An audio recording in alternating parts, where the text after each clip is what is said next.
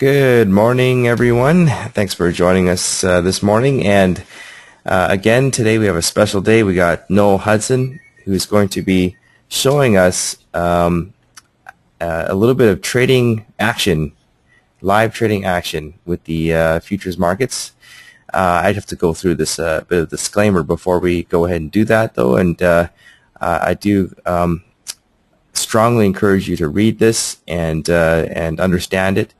Again, the intention for this upcoming webinar is educational purposes only. In no way are we giving you suggestions to buy or sell any sort of commodities or instruments in the market. And should you do so due to anything that you've learned here today, you must understand that this is at your own risk, and you have to understand as well the risks involved with trading futures, commodities, forex, or anything such as the like. So, if you don't agree with that statement, you feel free to leave right now. But just bear in mind that if you do take any real positions and whatnot, we cannot take responsibility regardless of if you followed our if you followed Noel during his trading or not. So trading is, again, at your own risk, and we certainly recommend that you take sim trades wherever possible, especially if you're going to be following Noel this morning. So now that we've got past that, let me just say a few things about Noel. Noel has been a good friend of ours for several years now, and those of you that are joining us for the newsletter from the BloodHound newsletter that we send out, Noel is actually going to be using BloodHound to trade the markets live this morning. We're going to go for about an hour, maybe an hour and a half, depending on how much time Noel has got. And then afterwards, Zach is going to take over and go through a little bit of the templates and how Noel put them together. And just to preface this, Noel doesn't, has told us time and time again, he doesn't consider himself, say, an expert computer user.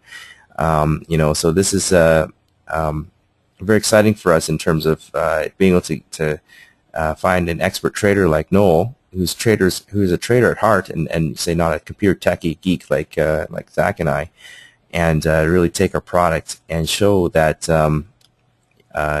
with a little bit of elbow grease and some fooling around, you can come up with a great trading system, and you don't have to be a techie geek like Zach and I to do this. So our intention is, again, to build a tool for you traders, and to allow traders like yourselves to create basically custom indicators and a custom trading system without the knowledge of actually knowing how to code.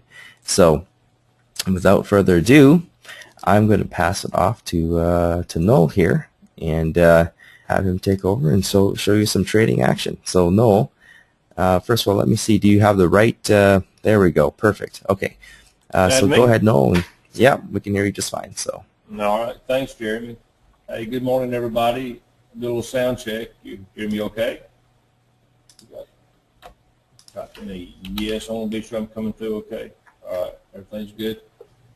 If you hear a redneck accent, don't worry about that. That's not your computer. That's just me. And my name's Noel Hudson. I am the senior trader at the Redneck Trading Garage in beautiful Northeast Alabama. And I'm glad to be with you guys this morning. Hope you see the charts okay. We're looking at a 9 range and a 19 range in the CL. That's pretty much my bread and butter market.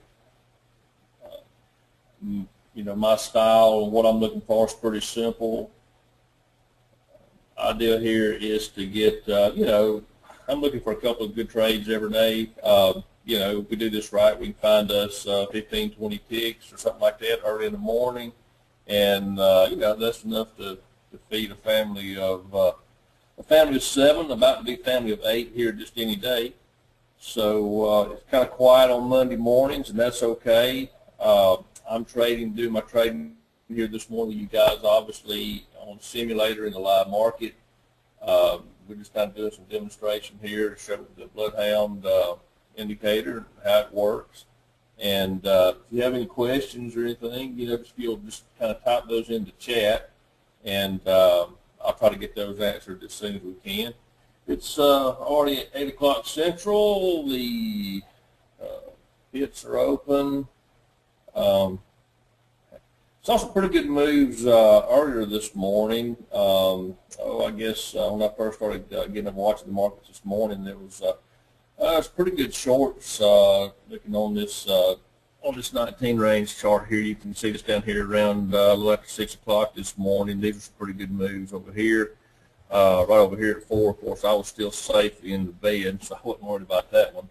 And but saw a good one here, and so of course, this is pretty simple stuff. The idea here in this on the charts, what we're looking at is, we want to see some short opportunities when we see red on the background. BloodHound tells us that. BloodHound shoots some blue up there when we want to go long. But, right now there's a whole lot of chop back and forth. And so whenever I see this, obviously I'm just going to kind of sit on the sideline, sit on my hand, and wait to see a good move in one direction to give an opportunity to get back in.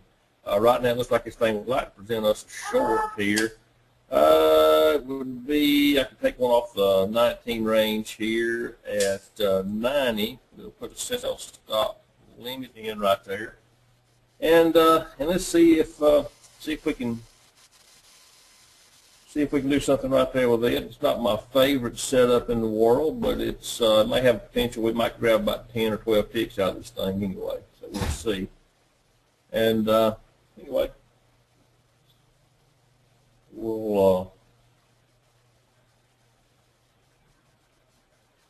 We're in, so let's see what I'm at ATM. I've got set up for 15 tick target, a 20 tick stop. We're going to start reeling that in a little bit, about right there is where I want to be. We had a pretty good move down here, so I expect a little static and a feedback on it. Probably not the best timed entry. We'll give this thing a little time, see if it wants to come back and pay us. Looking over here at the chart you can't see, it's a 1 minute chart. I kind of use that time entries, and we're kind of running ahead of some of the moving averages that kind of tell us when it's a good time to get in, when we expect some heat. So I kind of expect to have a little bit of static up here, but hopefully hopefully it's going to stay on this big round number up here at 85, and we'll be set here. Let's watch this thing.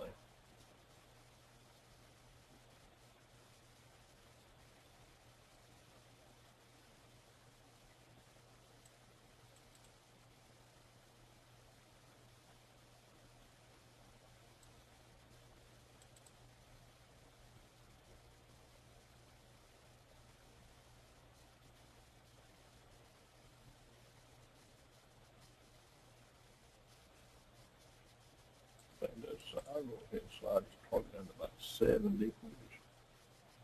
Little heat though. We may get clobbered on this one, but that's okay. It's an early day. We've got plenty of time.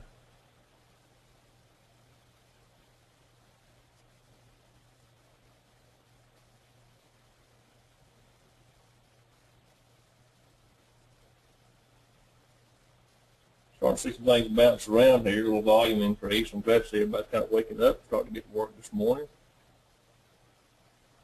I'll give this thing about another minute, see if it wants to go ahead and try to start paying us anything. If not, we may have to just go ahead and take a little hickey and wait for it to come back and find something better. Like I say, not my favorite, most high potential setup here, but it does look like it has potential to couldn't pay us something here this morning.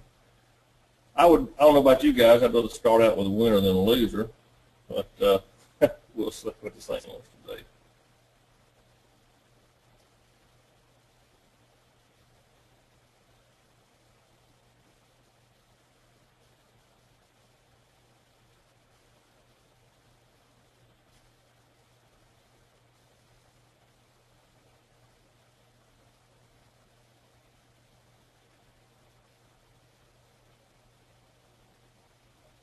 I'm a pretty simple guy.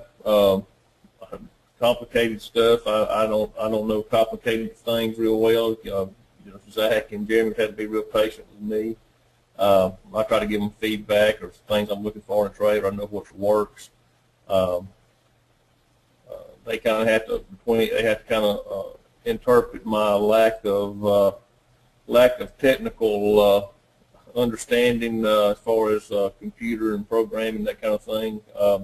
And then they also have to be able to, kind of have an interpreter talk to this crazy redneck guy down in Alabama. But I appreciate their patience. And, this thing, you can see, everything's turning red here. It tells us it wants to go down. But I got a 1 minute chart here that says this thing maybe may not want to just make us filthy rich off this one trade here. So, what did it do? It tried to show us about 8 or 9 ticks there a while ago. And it's sitting here on this moving average. I'm just going to go ahead. We'll tighten it down. We didn't get a real good pop out of that. But, all right. Well, we'll start the day off with a little bit anyway. That was off this 19 range. This thing may want to go on and pay us a little more, and if it does, that's okay. I'll let it. But I always just like to start my day off with a little bit of change in the coffee can. I'm not one of these guys I'm not going to sit on a trade all day. I'm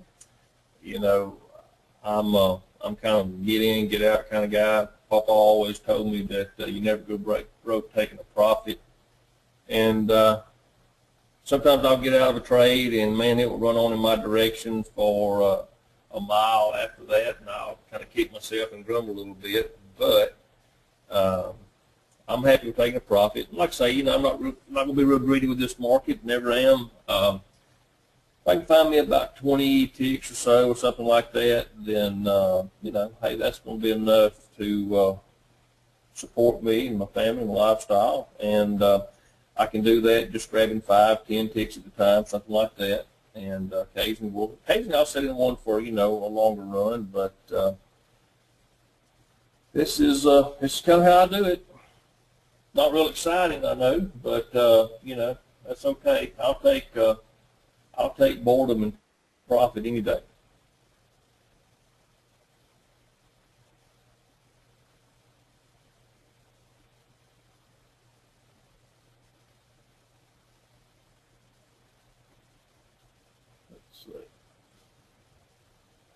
I said we got some guys in here. Where's everybody from? Anybody came up? Tell me where you from. I want to know where everybody's from. Be sure that you can.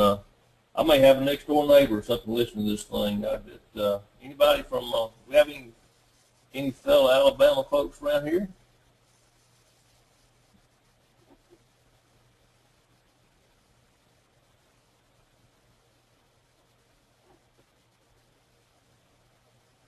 Hey, that turned out to be a pretty good little trade right there, didn't it? Look at there. Yeah, I'm a sissy. I got it out too quickly.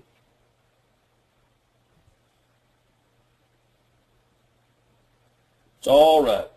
I've got one little chart that will kind of give me a little consternation on it, and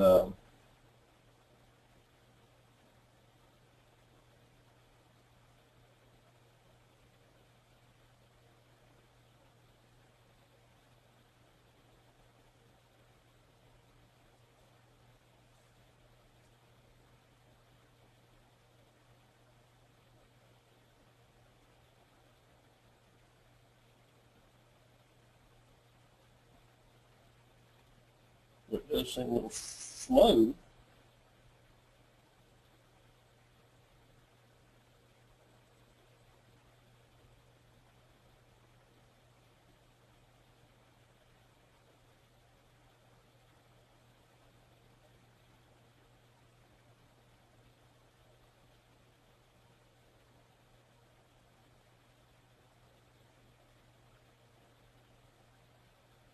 Wish I had a re-entry.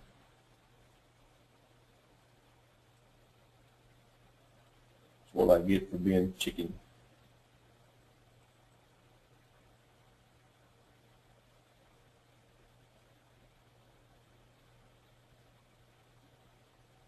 Anybody trading CL this morning?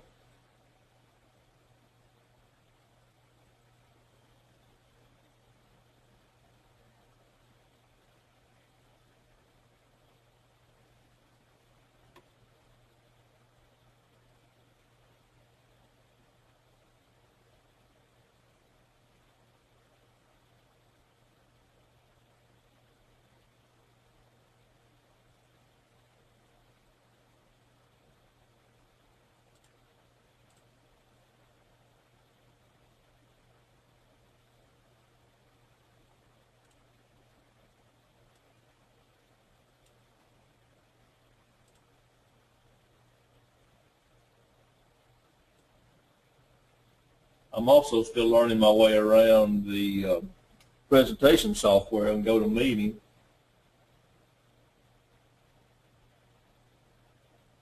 At the same time, so I hope I don't disconnect myself here.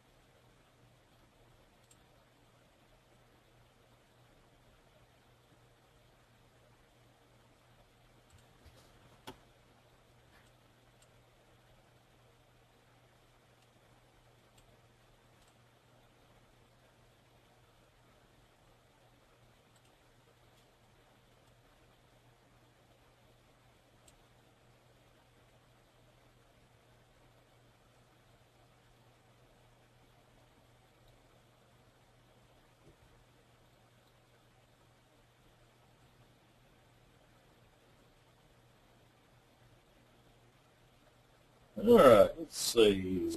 Maybe we can take this thing. Let's see if we got, we'll try this off the 9 range. Maybe got a little more ups down.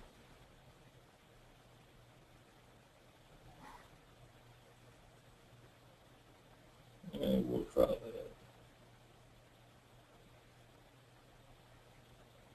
I think we can safely come down to around 70 or so.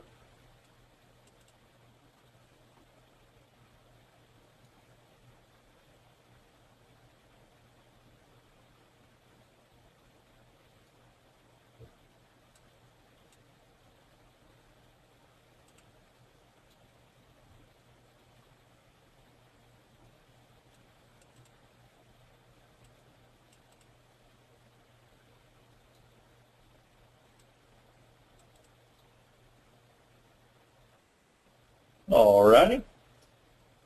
Let's see, Zach. Talk about the market conditions. Sure. Okay. Well, actually, only thing I'm really watching is CL. I'm pretty much one-dimensional. I tell everybody I can really only do one. I don't do multiple things at one time very well. I'm doing good to do one thing at a time. And so I'm pretty much watching the CL. You know, Monday mornings I expect it to be kind of slow. Don't really anticipate a whole lot of action here. This is a really good market. It's kind of predictable right now. There's not a lot of chop or wind in it. It's pretty much wanting to kind of steady grind lower right now. And so all we're looking now is you know, a chance to get back in. For example, here is this right here, this short that we just took. If you'll notice, BloodHound has got me a red here, red over here on the 19. The other charts I'm looking at that I don't have projected, same thing. Everybody's saying look for a short. Okay, we took our first one off the 19 range. I had one chart that was kind of giving me a little bit of headache. You know, I like high percentage stuff. I went ahead and got out, took her 5 ticks. But as everybody else gets on board, then I'm thinking, okay, I need to find a re-entry. What we had here is we have these 3 red bars come down, and then it's put in this blue bar. Price tried to go back up on the 9 range, but you'll notice that the bulls didn't have any strength at all right here. They couldn't turn BloodHound blue. They couldn't turn BloodHound neutral. Okay, so that tells me this little blue bar is a sissy. This is a sissy bar. Okay, so I like sissy bars. I like to pick on the sissies. Okay, what we'll do then is I'll watch this 9 range. We're coming back down. If this bar closes red, then yeah, I think bears are safely in control. They should pay us more dollars here, and they did. They got us out with 7 or 8 ticks, something like that. And obviously, you know, we're making new lows today now. You know, that's another good indication. We may have some, you know, continued weakness here. We may can get back in. We'll watch this guy and see. But there's a sissy bar that worked up above us. This one we just took did. We'll watch this, see what happens now. We got this blue bar forming on the 9 range. It's a pretty quick move down, so we can usually expect a little bit of static, maybe a little bit of sideways chop on 1-minute chart. And if it makes its mind up, it wants to go back down here, we could take another one. Right now, I don't see any reason we couldn't do it there. And but there again, so you know how these things go. Sometimes these runs get tired. But this, I've got a swing line pretty much right here at 64 on 63 on 19 range. Let's see what happens here. Anyway, we're 2 for 2, up 12 ticks. We get about 1 more of these things done, and we can go think what else we're going to do today. I've got a big fishing lake in the backyard. I could go out there and go fishing today. Well, no, it's still wants to rain again. You know what they say about fishing in the rain? You can still catch fish, but you're probably going to get wet.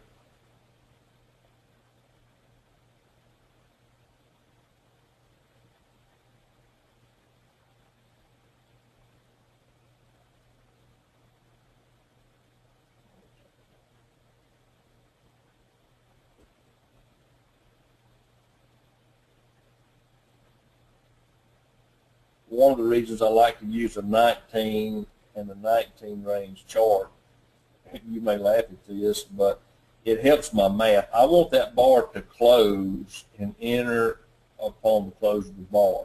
It's real quick math for me. I can look at 72, know that the bar would close at 61. 1 tick below that is 62. That would be my entry.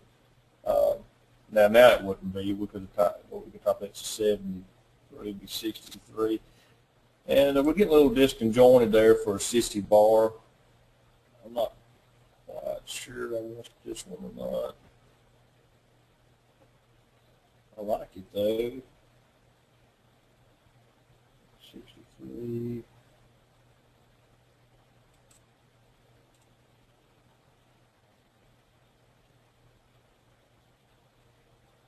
Not sure how far we can push this.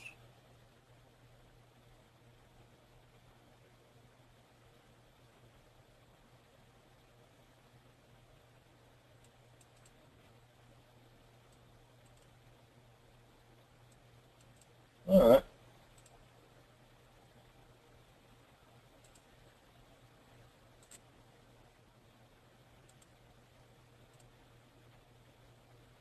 Kind of like stealing candy from fish in a barrel, right? Or ducks in the barrel. How's that go? All right. I'm pretty much at my daily target, almost. I like to go for 20 ticks. We're at 19. For Monday morning, not so bad. We've been at it for, what, 24 minutes now, right? Rough way to make a living, huh?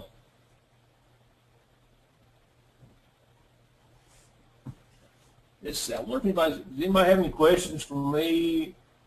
I'll take a break here for just a second. I I don't see anything in the chat box, but now, Zach, I may be looking at, I may have a filter turned on I don't need on or something, but if anybody's had a question, I didn't catch it, I didn't see it, I don't want to miss anything.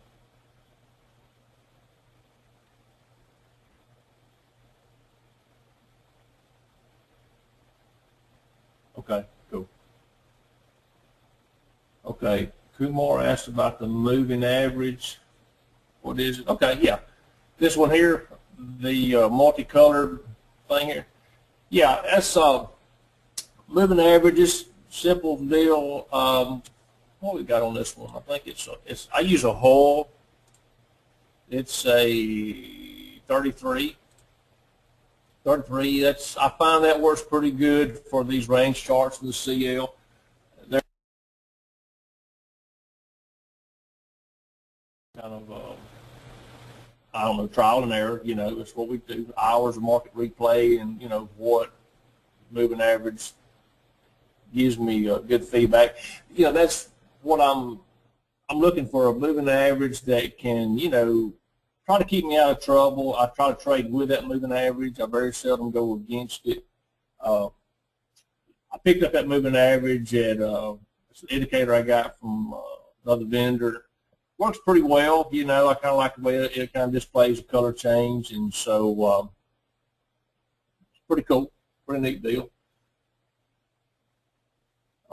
Now I've got a couple other moving averages I'll use. Actually, one I got from Jeremy was one of the multiple, what do you call it, multi-time frame moving average, where I can actually project, say, maybe a 1 minute moving average, you know, on a range chart, that kind of thing. And so I really like those. That's a neat product. Got a lot of cool stuff from Jeremy and Zach. They have been pretty good at, you know, trying to get some good feedback of what I see, what I look for in a trade. I've got a couple indicators, I guess predecessors to BloodHound that Jeremy and Zach worked on that, hey, they work good. I can still use those and trade with them, but what they've got here now in the BloodHound, though, is just absolutely incredible. This is the most versatile indicator I've ever seen in my life. And I'm not real deep, like Jeremy said. I'm not a technical guy.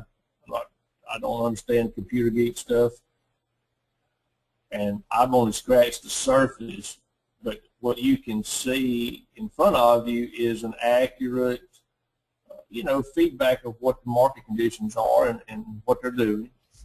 And I'm going to have to bail out here in just a little while when I go to another obligation I've got, but. You know, Jeremy, I think, will probably can take you through the template, and you'll see that this is pretty simple stuff, guys.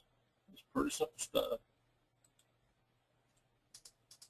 All right, I want to at least come out of here with a little better than 20 ticks. You guys will say that doofus redneck, he couldn't trade his way out of a wet paper bag. Well, this is pretty easy when you got market conditions right here. I mean, it's pretty simple. Just look for a short until it tells you that the bears are out of gas. We'll look for a short.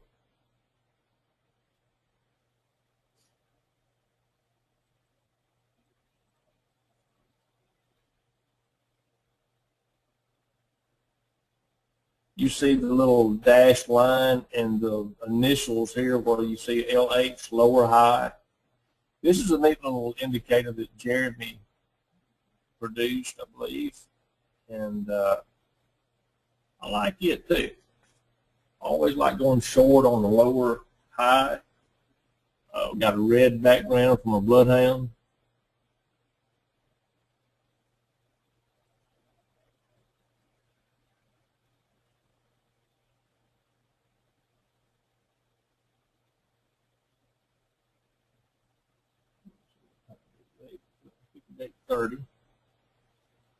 .30 Central Time.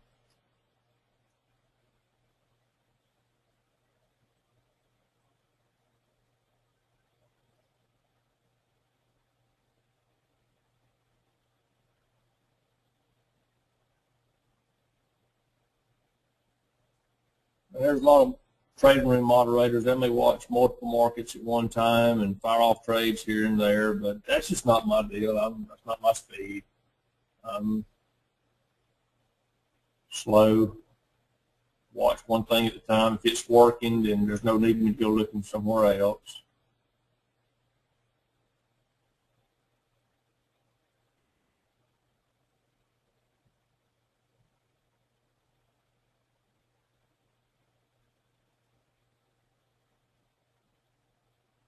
And if this bar wants to close blue, then I'm going to back up here for a while. I just like to grab a few more ticks out of this thing.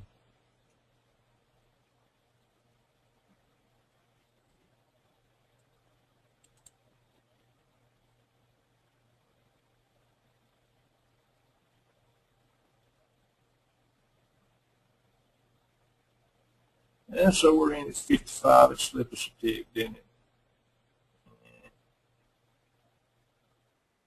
I don't know. I got a feeling this thing may be getting closed. Bears may go on coffee break here in just a minute. Hey, look at there. How you like that, guys? We got slipped on our field, but we got slipped on our target. Nothing wrong with that, right?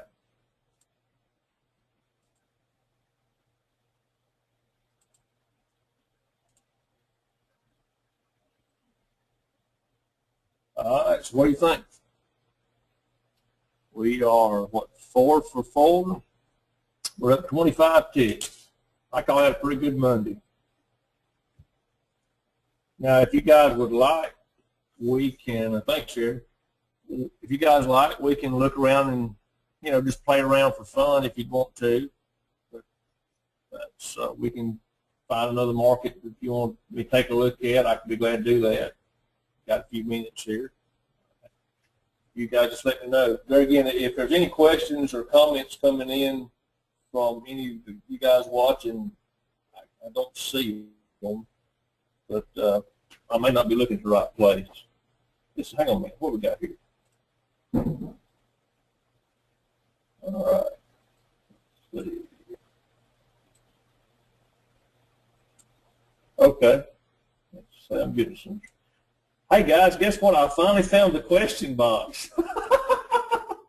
Hey, we're moving up. Okay. Moving average. Thanks, Javier. Graciela, is that right? Hey, thanks, man.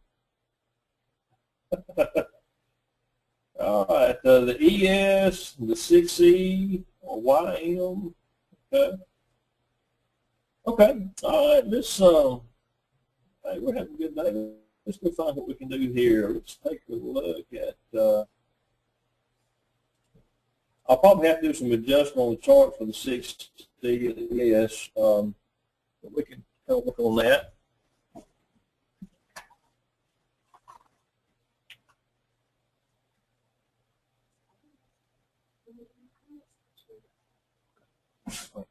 All right, let's see. Here is the 6E coming up. And let's see what we can do. And we might have just missed an entry right there.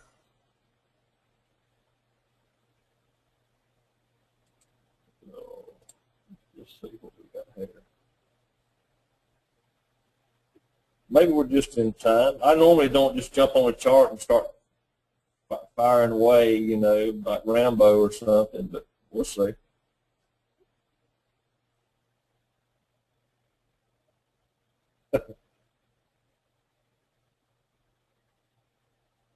Yeah, Alfred, I think we'll look at the GC here in a minute. I like trading the gold market. It can be adventurous at times, you know, but probably next to the CL, that's probably about the next active market I like to trade.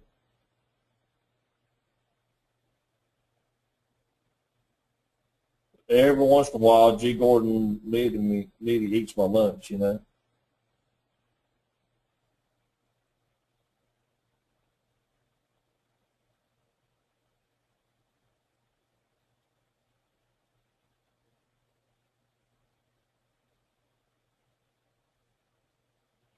Yeah, I actually sent Jeremy the template that I'm working on.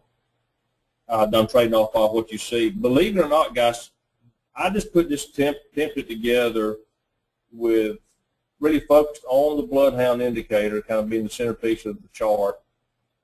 I did this in about 20 minutes, and know what I want. I knew what I wanted to look at, and thought what would be some pretty simple, some signals that would give us a lot of signals or whatever, entry opportunities. And I sent that to Jeremy. I'm going to have to duck off here in about 20 minutes. And Jeremy, I think you got that, so he could kind of show you, what we're doing. Hopefully that'll be helpful.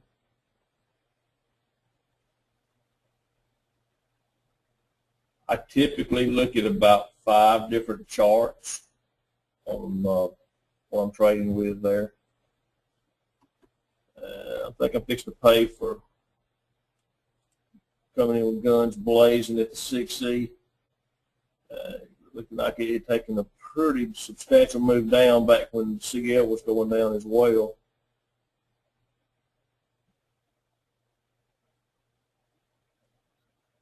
I can expect some static.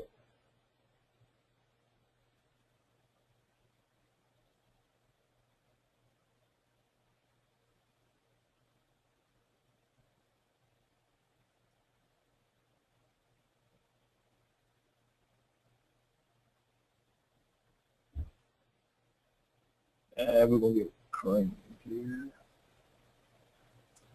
I normally wouldn't trade. Maybe find a little smaller chart here.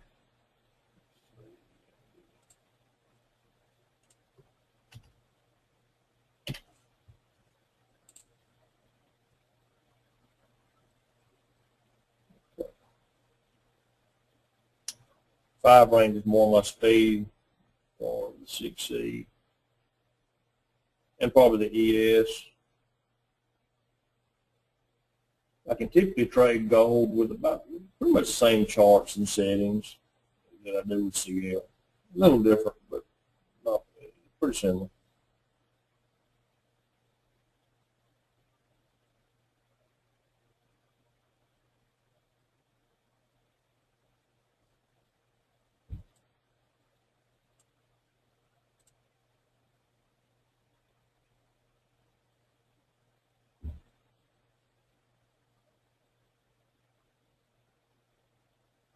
Looks weak.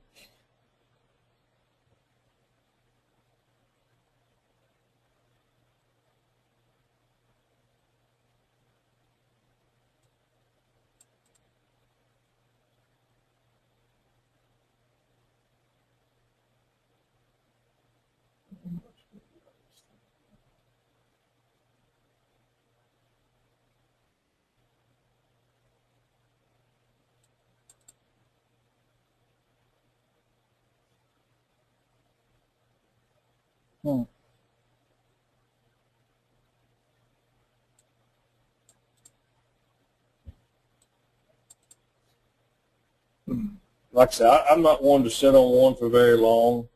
I think that the longer you leave your trade hanging out there, the more chances there is for something to go wrong, something to sour on you. And psychologically, I don't think I have the makeup to keep myself mentally invested in a trade for very long. I really lose focus, or my mind will race, and all the what ifs, and my discipline will break down. And I'm not saying that's not a good trait, not anything I'm proud of, but you kind of got to know your limits when you're doing this thing. You know what you can tolerate, and still keep your focus, and still be consistent, profitable trader. And I recognize that's me. Everybody's not like that. You can maybe get in one and sit there all day, and I know guys that can, really good traders. I'm just not one of those guys. I'm looking for some profit. I'll take it. Take a victory lap at the coffee pot, go kiss my wife, talk about what a good trader I am, and then I'll come back and look for another one.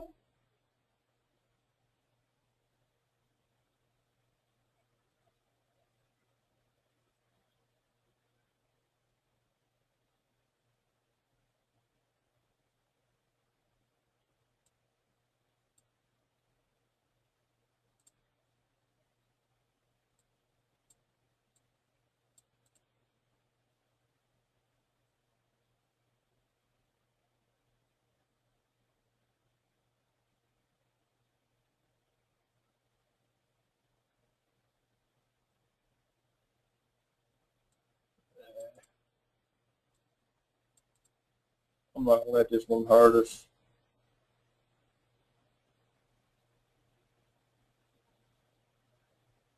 Bad mistake here, just jump in here. And obviously, you wouldn't do this if you're trading live accounts. You're not going to just turn on a chart and say, oh, that looks good, I'll jump right in. You never do that.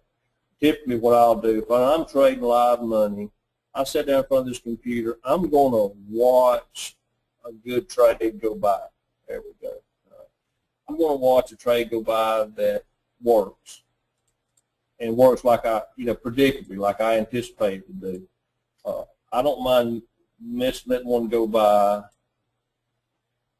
and I want to watch a trade a while.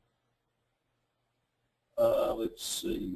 Yeah, Holiday, bird in the hand, 4,000 flying. You got that right. Sam, no, I've not traded my live account today. This is not my normal, traffic pattern here to be trading with a few people looking over my shoulder and using presentation software, that kind of thing. I probably started watching around 6:30. I was working on a chart in an attempt to turn in here. I wanted you guys to see, I just kind of working on presentation most of this morning.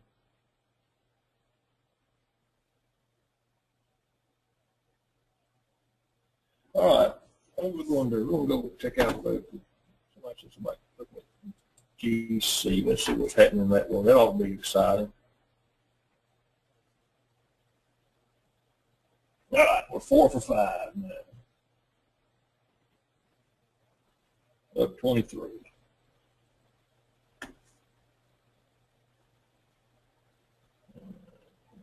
Go.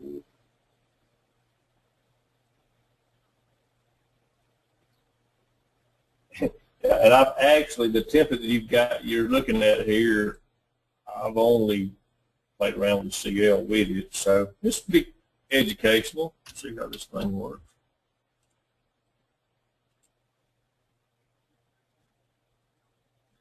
Same deal here on the GC. I mean, 9 range, 19 range. I can do quick math in my head, know where my interest is. You guys are not smarter than me. You might can tweak that a little bit. I just like range charts. I like to know the exact price that I can enter in the market. We're going to take this one here, 88.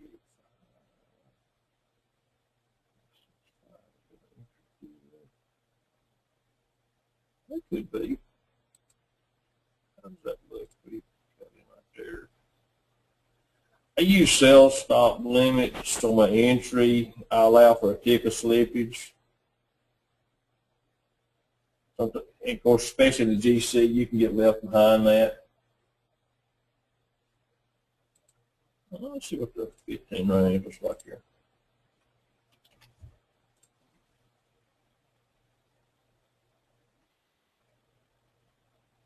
Yeah, got some good entries there.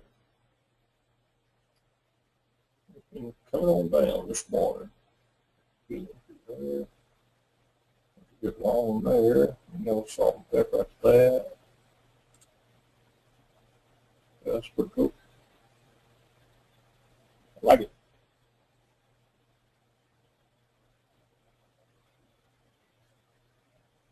Well, we're in over here.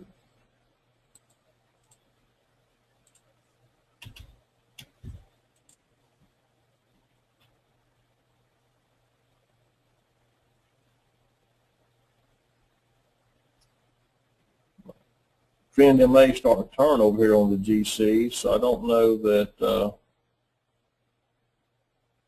I've got a lot of confidence in this thing paying this big.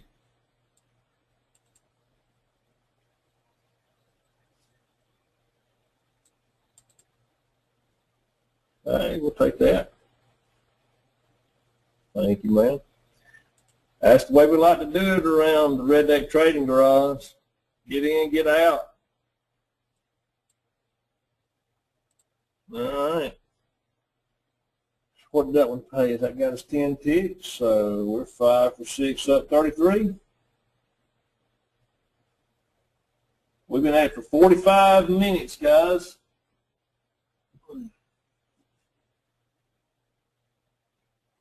Neighbor from the north is Vancouver, eh? Is that how you say it? Eh?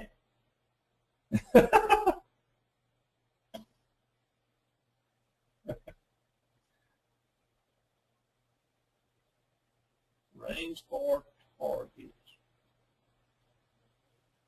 Oh, cool, Richard. I'd like to see that. That'd be pretty neat.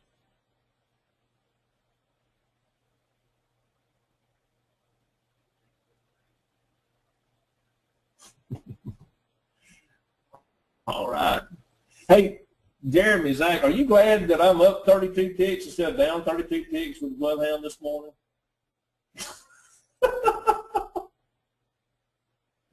Is that good? Yeah, no, it's you're doing great, Yeah, Noah. Richard, You're I'd like doing to see that. fantastic. No, I would long since been outside on the deck kicking the cat if I was even close to 32 ticks. Richard, my email address is noelhudson@charter.net. Man, I'd love to take a look at that. It'd be cool. I'm always looking for a new toy to play with. My poor wife, she's kind of a chart widow, you know. I spend hours on Market League play around with indicators. Hey, guys, are we glad we got to have that short like we did? See, right here, my little trend MA, he's still, you know, my short color, but he was putting in a little fish hook right here. So we got it in, we got out, got paid, and looky here. Now. Yep. That's why I like to get in and get out, especially in this gold market. It's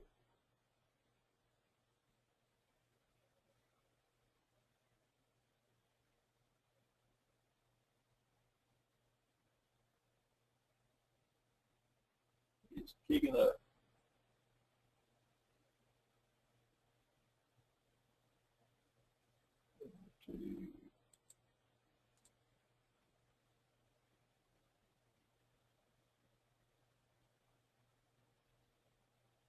Let's see. There again, I can get the dream of this. Let's just give about 5 ticks there, baby. No. Yeah.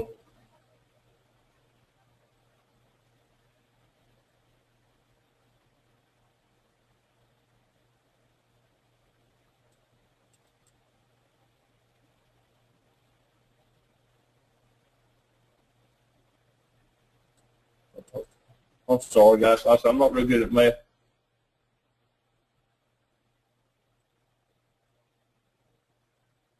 Yeah. And down here below this MA on this 9. Nah, it's just killing it. It's just killing it. All right. My bad. Getting too cocky there. I don't like it. After I got in it and I didn't like it. I didn't like being below this moving average right here, and I'm below a key moving average on 1 minute chart. So this is really much time you're supposed to sit on your hands. That was a done move. 5 for 7. We're up 27 ticks, I think. So, but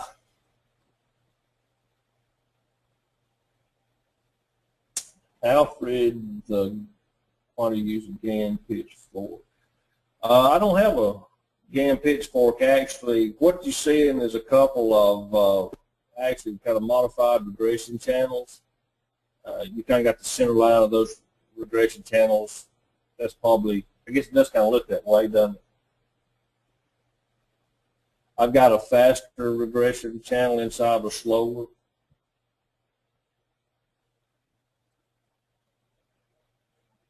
Yep. That was a dumb, bonehead, redneck move right there, taking that long. Plain as day. This could be one of our, this could be our 60 bars.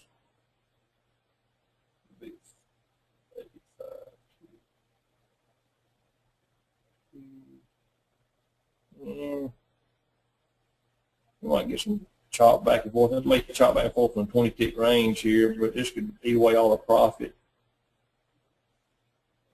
I've got 5 kids in the house. 6 is going to be here. Them 6 any day. They'd get mad at me if I traded away the Cheerios money in a choppy gold market.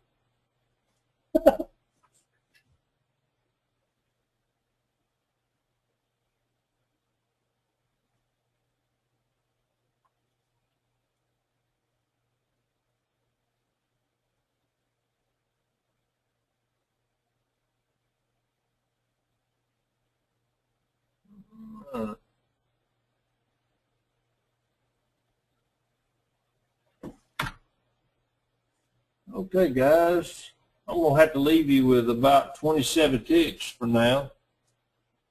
I've got to step away and take this other deal for a little bit. Hey, Jeremy, how long are you guys going to be on?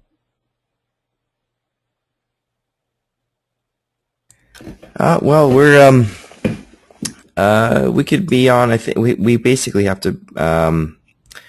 I think we have a thing in the room at around 10, I believe. But we could be on pretty much as long as you guys want to keep us here. I'm not sure. I'm going to be tied up here for about an hour at least, and then I don't know. Kids started Bible school at church today. I'm going to have to go pick them up here in a few minutes. You know, I'm still Mr. Mom around here for a few days. You get the template, okay? Yeah, so actually Zach is going to go through the template settings next. And Noel, you got any sort of anything to add before you take off for a bit here, or? Well, no, I just wanted to be able to show how profitable the BloodHound can be, and I've only scratched the surface of the thing. Hopefully, what I've shown here this morning is a pretty accurate display. So anyway, let's see, DC 8 and 15 ranges. Okay, I'll look that out. But like I said, the last few weeks I've pretty much just been focused on the CL. That's bread and butter, what pays the bills for us. And I'll take a look at that. I'm always looking for a new way to do that. So that'd be cool. But I appreciate the time and you guys putting up with me this morning. And, we may try to set up time to do this again if you'd be interested in it. If you guys like to do this again, heck, we'd be glad to. And a lot of fun for me, and I kind of like the pressure of, hey, I got people watching me. I better pay attention and do a good job, right? Yeah, thanks, Noel. I just wanted, guys, I'm very sorry, but it seemed like the email that was sent out from GoToMeeting actually had the wrong time on it. So I hope we don't get like an influx of new people showing up at 8 o'clock MDT, hoping to see Noel. Oh, really? Oh, heck.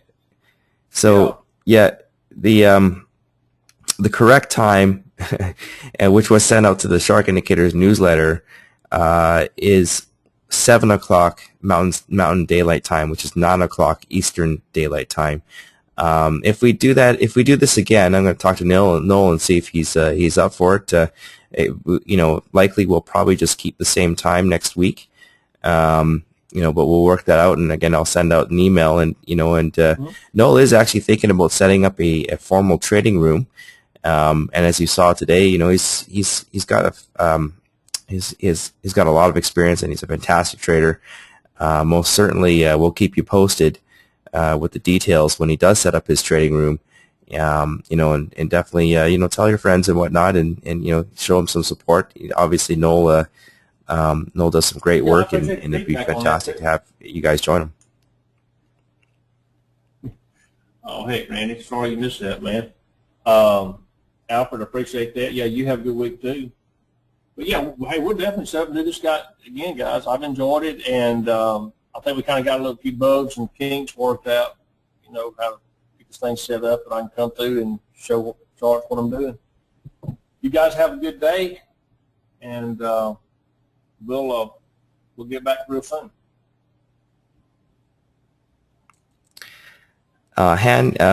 Noel actually hasn't decided on a pricing scheme yet. And this is kind of early stage for him, so he's sort of testing the waters with. We'll try to provide you with details on how he's setting up his room, and where to join when he's got that good to go. But for now, I guess it's a great time to sort of take advantage of his viewing it for free until he's got that set up. And Randy, I'm terribly sorry. That's my fault. I must have entered the wrong time and go to meeting. To make up for it for sure, we're going to try to see if we can do another one potentially next week. We'll have to check with Noel with his schedule. But Zach is now going to try and show you basically the BloodHound template that Noel was using and how to construct it. And Noel has given us permission to post this particular BloodHound template on our website and hand it to you guys.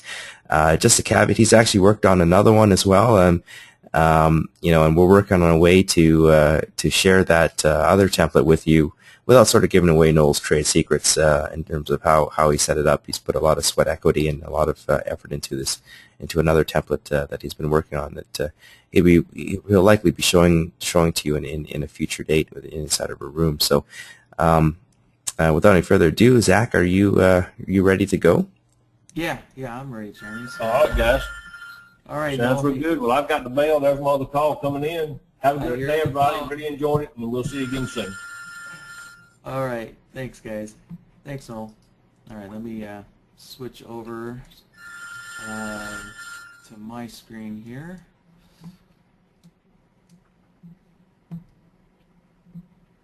All right, I'm just waiting for the projector to load up on my screen. And there we go. You guys should be seeing my screen now. All right. So, obviously, Noel didn't give me his exact template that he's using now. But I'm sure you guys probably realize that Noel is a discretionary trader. So he's using BloodHound to essentially kind of give him a pre-setup, and he's still taking the trades kind of within context of other price action that's going on. So as you saw, he uses a higher time frame, the 19 range, and trades on the 9 range.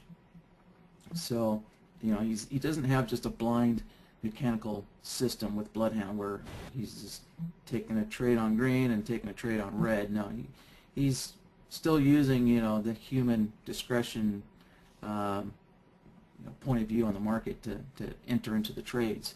So so he's using BloodHound to kind of at least track a number of indicators. That way, when he sees red, he knows that you should be only taking shorts, and then in combination with other market action, price action, I guess. That's definitely something in his head that he has, that he's able to do fairly well at.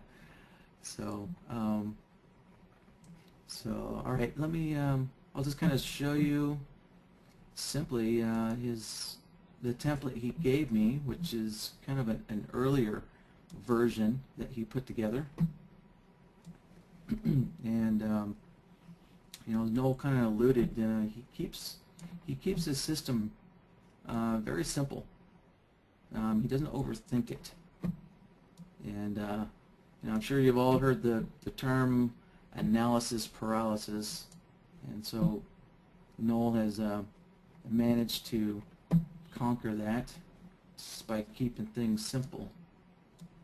So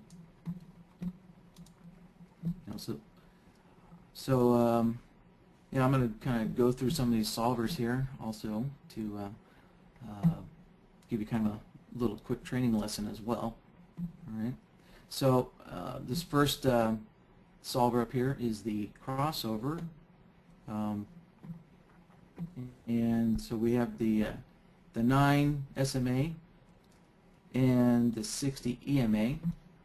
So the 60 EMA is the white line, and the 9 SMA is the red line. And what I can do is I can turn all the other solvers off. And now, so Noel's just using just straight solvers. He doesn't have, he's not using the logic template for this. He's just looking for all indicators to kind of to align. And let me move this out of the way. Alright, so when we have the moving averages crossing each other, so right here we have the red SMA line crossing above the white EMA line, and BloodHound gives you a long output. And then here we have a bunch of chop action going on, and then finally, we can see that the SMA line crosses down below the white EMA line and gives us a signal. So let me move on to the next one. So I guess just to kind of expand upon this, probably what Noel is looking for is he has the swing indicator up on his chart. You can see the dotted lines. So he's using these for resistance points. So when you get this crossover of the moving averages, I'm sure he's waiting for price to break the swing point here before you get in. And if you saw price breaking the swing point, then he knows that there's a good chance that price is going to keep on going down. Alright, so let me look at the indicator comparison. And if I'm a little slow on this, I'm sorry. I just got this template this morning, and so I was rushing to put my chart together, load up the indicators as I saw them on his chart. So, alright, so that on his comparison, so he has the crossover up here, which is looking at the SMA 9 and the EMA 60, and as we saw, that only gives one signal on the crossing. So then what he also has is the comparison solver, and he's comparing the 9 SMA to the 60 EMA, and so we can see that when the red SMA is below the EMA, it's giving us a short output on BloodHound. And then when the SMA 9 is above the EMA, we have a long output, the green bars. So this kind of shows, so when you combine the two, you can see at the instance of the crossover, you get a greater output. Yeah, one other thing to note is that he adjusted his threshold. So the reason why BloodHound is painting the background is because Noel adjusted his threshold to 0.5. So that's why BloodHound is still painting. Whoop, sorry about that. There we go. So that's why BloodHound is still painting the background, is because the threshold is set to 0.5. So, yeah, so we can see that when both indicators fire at the same time, we're getting a value of 1 out on the longs here, and then the rest of the time it's 0.5 on the output. And then when the EMAs cross down, we get a value of 1 on the output, and then the rest of the time it's 0.5. So, alright, let me kind of move on here. And now I guess Noel is Noel was, took the same trading class that Jeremy and I did. That's how we all met up, was in Roger Felton's room. And Noel kind of found out that his trading style was going with the momentum. So Noel likes to analyze a couple of different moving averages to get a sense of the direction and the momentum from those moving averages. So usually Noel has several different moving averages on his chart.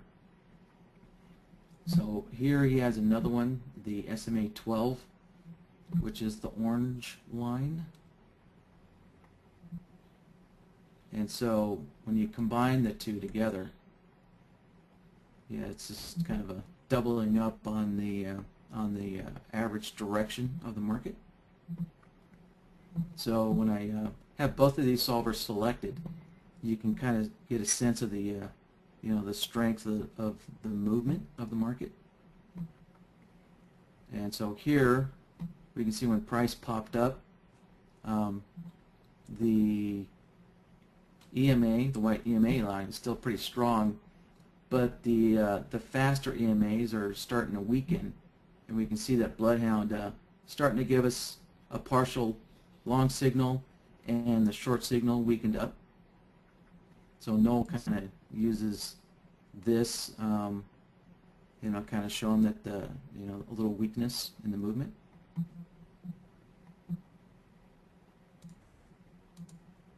And then next we have the threshold. So I'm not too familiar with the BOP indicator, but it's the blue one here, and he's looking for values here. He's looking for the indicator to be greater than 0.05 or less than negative 0.05. And so I drew lines on the chart here, so you can see that, these orange lines here. So he's looking for extreme situations here, but also, let's see, oh, you know what, it's 0.05, and I put these lines at 0.5, so let me adjust these real quick. There, pop a 0 in there.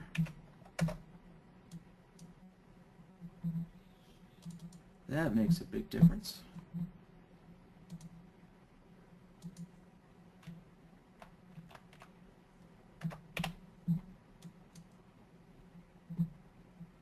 Okay, so now we can see, yeah, it makes a big difference, doesn't it? So we can see that essentially what, excuse me, while I take a drink of water.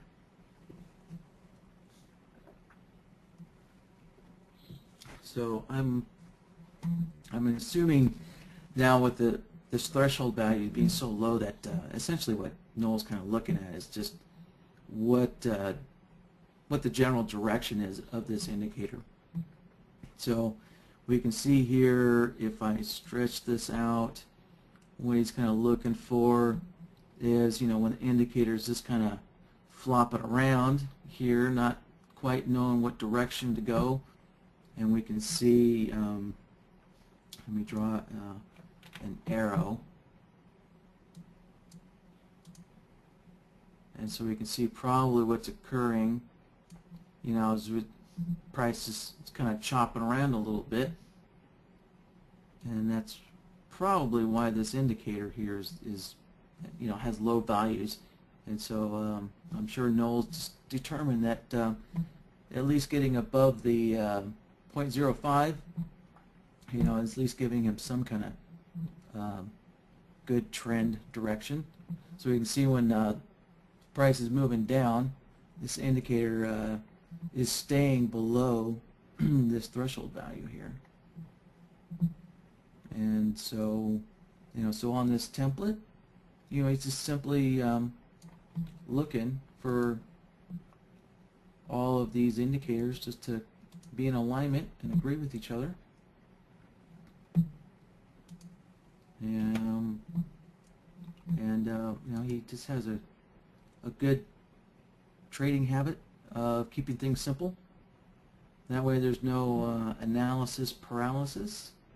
And as he alluded to, his next thing to conquer is attention, attention span. So don't get caught in a trade for too long. So I'm going to kind of read through the questions here and see if you guys have any questions on here. And I see a few more people have joined the room. So for those who got in late, I'd just like to apologize. We think that one of the emails went out with the wrong time on it. It went out an hour late. And so for those who came in late, we're going to try and see, get Noel set up when he can for another one of these trading rooms, and in which case, you know, I think he's going to go for an hour, maybe an hour and a half. So.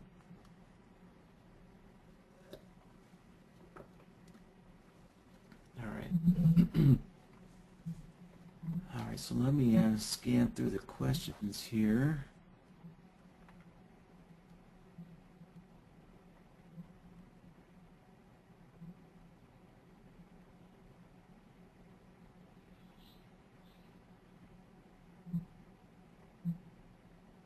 All right, Alfred, I'm trying to read your question here. So with this crossover, you'll find that it would reveal an entry of about 85.6 and an exit about 84.63 on CL rather than 4 trades. Al, I'm not sure what you're trying to point out there. I'm going to turn everything off on except for the crossovers.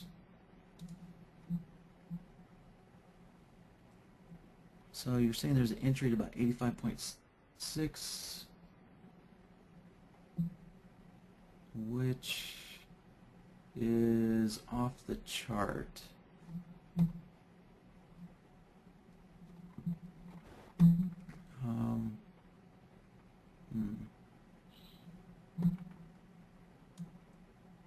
Let me look back here. So 85.6.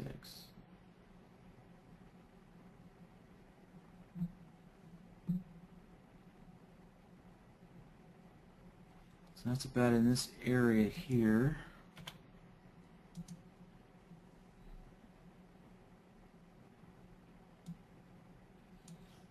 And I'm not seeing any crossings, at least not the solver crossings.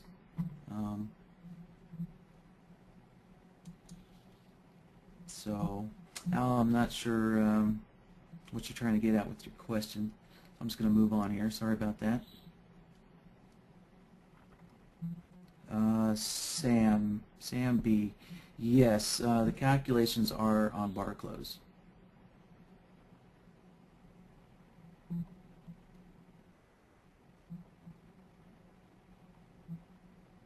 And yeah, to answer Randy Owen's question, this is the Felton channel, which is available on Big Mike's Trading.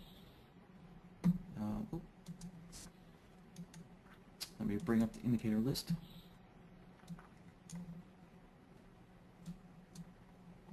And essentially what this regression channel version does is you can see it's painting the channel lines red, indicating you know, that we're in a pretty good down slope, and there's settings in here that can control the slope. Yeah, it's probably this setting right here that control what slope is needed for the color change of this indicator.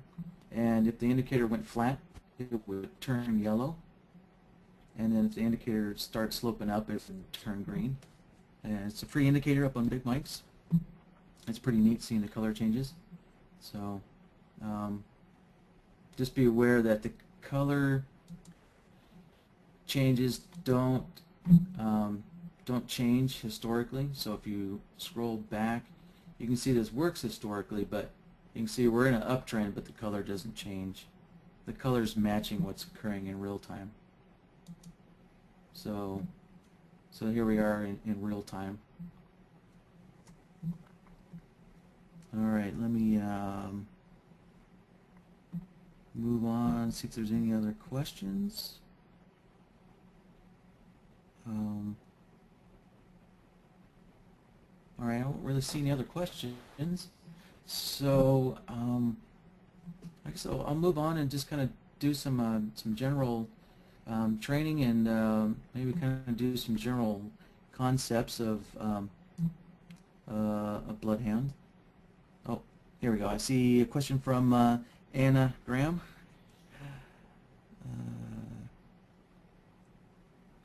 Can I show the indicator crossover for a sec? Yeah, Anna, this is what is showing on the chart. These signals are coming from the crossover. So let me find a good spot here. Okay, I'm going to stretch the chart out to help illustrate. And I'll bring up the bloodhound window.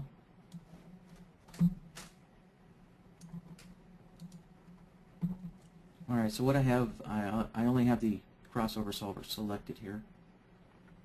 And we're looking for the 9 SMA to cross the 60 EMA. So the 9 SMA is the red line, and the EMA is the white line. So we can see on the bar here that crosses where we have a short signal, and then right here we can see the red line just pops above, the EMA line, and so we get a quick long signal and then a short output. All right, there's a few more questions. I'll get through these. So does bloodhound calculate as well on plotted drawing by code objects? On plotted drawing objects.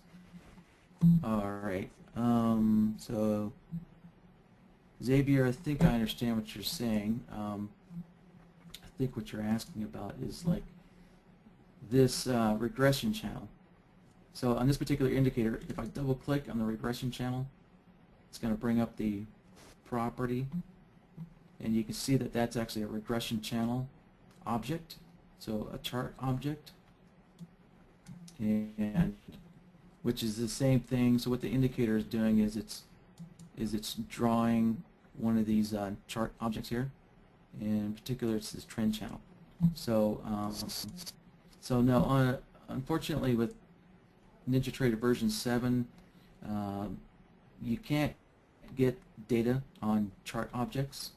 So so if you wrote your own custom indicator or system, you could find this object, but you can't get any data from it, not yet. So I think with version 8, NinjaTrader might change that, but for right now, bloodhound isn't able to pull the data out of this chart object, such as its slope or its position or anything. Let's see here.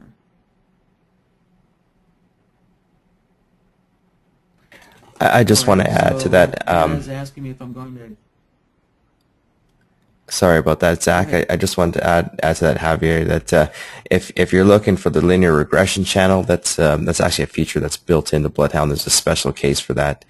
So the linear regression channel is available as a selection for any of those solvers that ask for an indicator. So Zach will show that to you actually right now. Yeah. So say for example the slope solver here.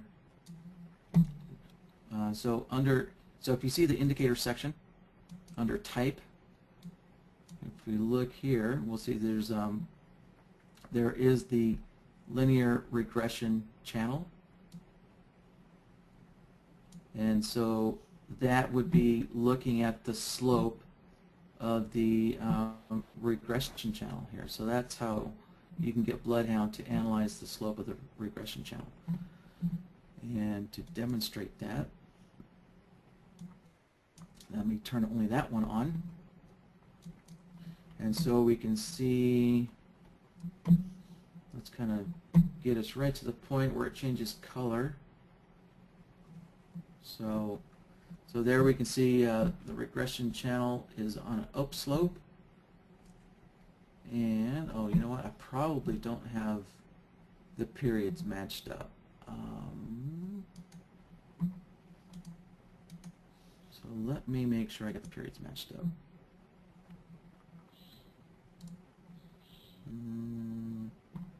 Yeah. So it's a 50. And yeah, BloodHound defaults to 40. Alright, so that's going to change things a little bit. There we go. So it's kind of hard to see, but right there the channel's in an uptrend, and then it changes to a downtrend, sloping down a little bit, and you can see BloodHound changes its output. And then a lot of solvers have a parameters section where it has a like a maximum and minimum parameter depending on what you're looking at. And so obviously this is the slope solver. So what I could do is I can go in here and adjust the maximum slope to say I'm going to start off at 0.2 ticks. Now you can see there's this unpainted background area and the output's diminished. So this is kind of like the area where the regression channel is flat. So it's flatter than 0.2 ticks. And if I adjust this to 1 tick, that'll ought to exaggerate things. There, so now we can see that when the regression channel is fairly flat, BloodHound doesn't. BloodHound lowers the output here. And oh yeah, keep in mind the threshold that I'm using right now for BloodHound is 0.5. And for those of you who are brand new, I'll bring that up. So on the BloodHound indicator, this threshold value is, these threshold values line up with the indicator values down here. So you can see I have it set to 0.5, which is the white line here. So whenever BloodHound's output is greater than 0.5, it's going to paint the background. So if I change this to 0.8 and change that to 0.8, and I'm going to hit to click OK and refresh the chart. Now we can see that the background only paints when the output value is greater than 0.8.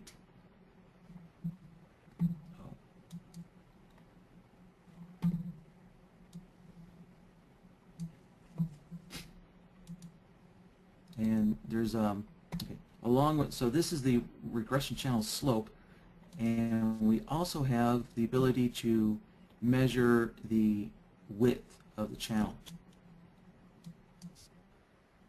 And so measuring the width, what that allows you to do, well, obviously is measure the width. So, but let me kind of explain how this indicator works. So with, let me refresh the chart. So when the channel is narrow, essentially it's telling you that there's not much price movement between the swing points.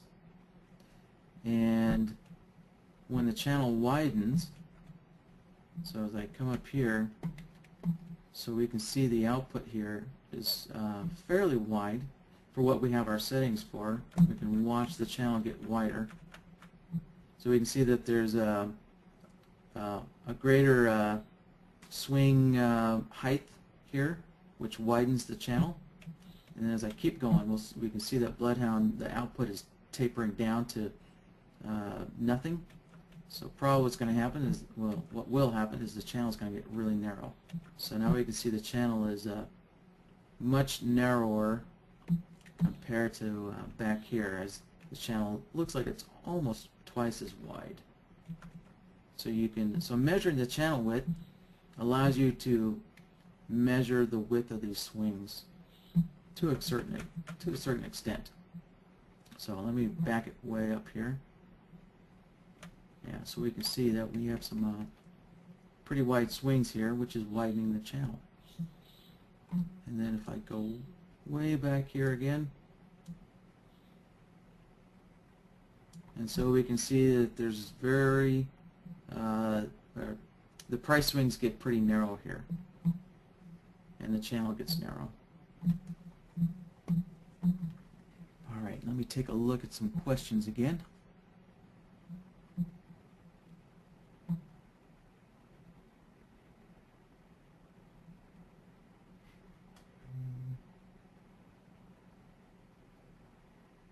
All right, this looks like some comments in here. No questions? All right, so let me kind of go over just some general concepts for BloodHound. So the solver one's a good one to start with. So, a lot of the solvers have an output section. Almost all of them do. That in this output section, you can see typically what you'll see in here are ones and zeros. And so this controls the output. This tells BloodHound what value you want when this condition is met. So the greater than max would be this setting right here, this maximum slope. So when the slope, so what are we looking at? So we're looking at the regression channel. So when the slope of the regression channel is, let me turn this solver on.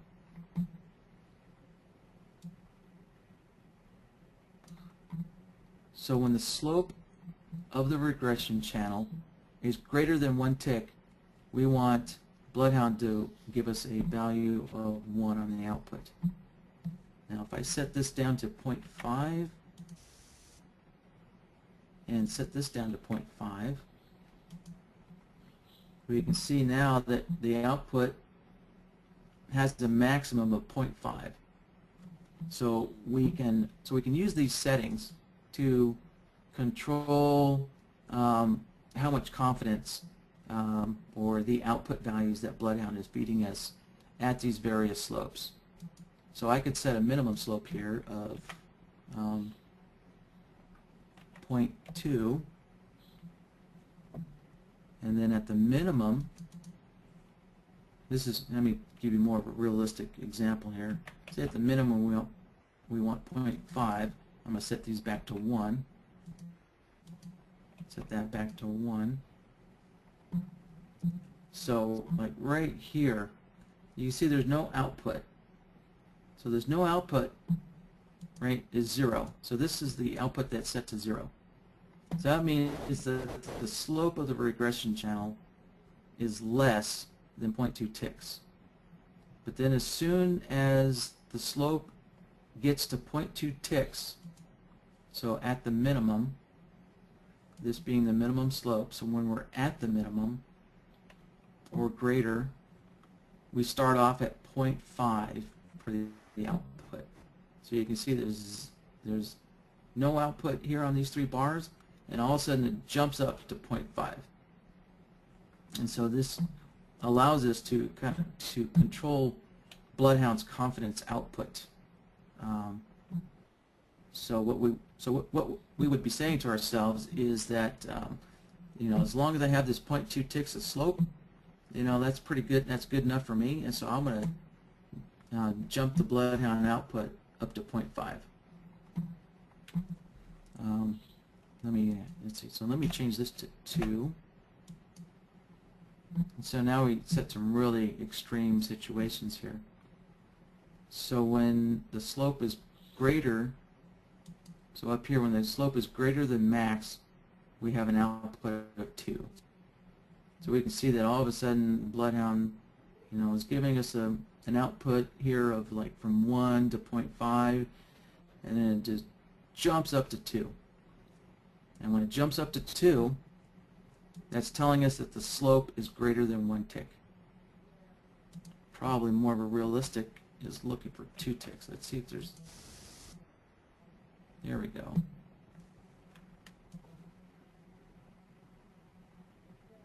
So, actually, we'll put this back here. So let me go backwards and we'll see how steep the slope is. So there we go.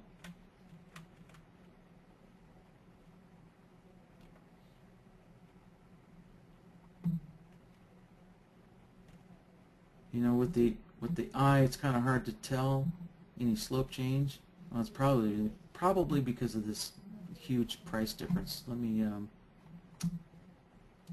make the chart a little narrower, and that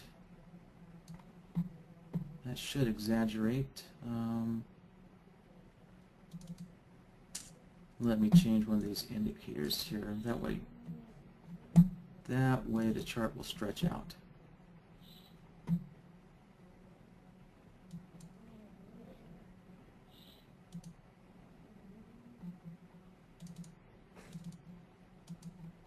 So I just need to turn some of these auto scales off.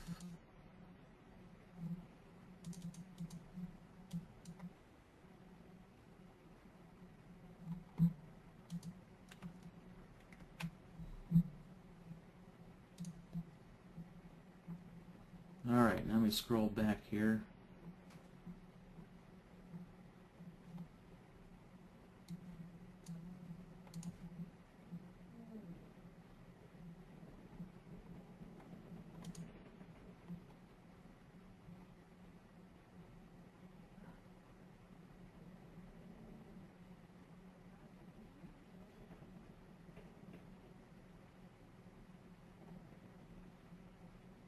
Okay, here's a good point.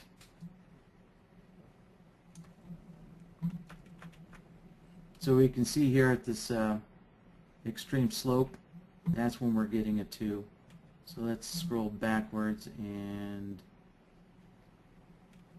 so yeah, it's hard to see with the eye any real kind of change, but you do know that when the output jumps up to 2, that the slope is greater than greater than 2 ticks. So these are things that the eye just can't see, but obviously the computers are great at doing.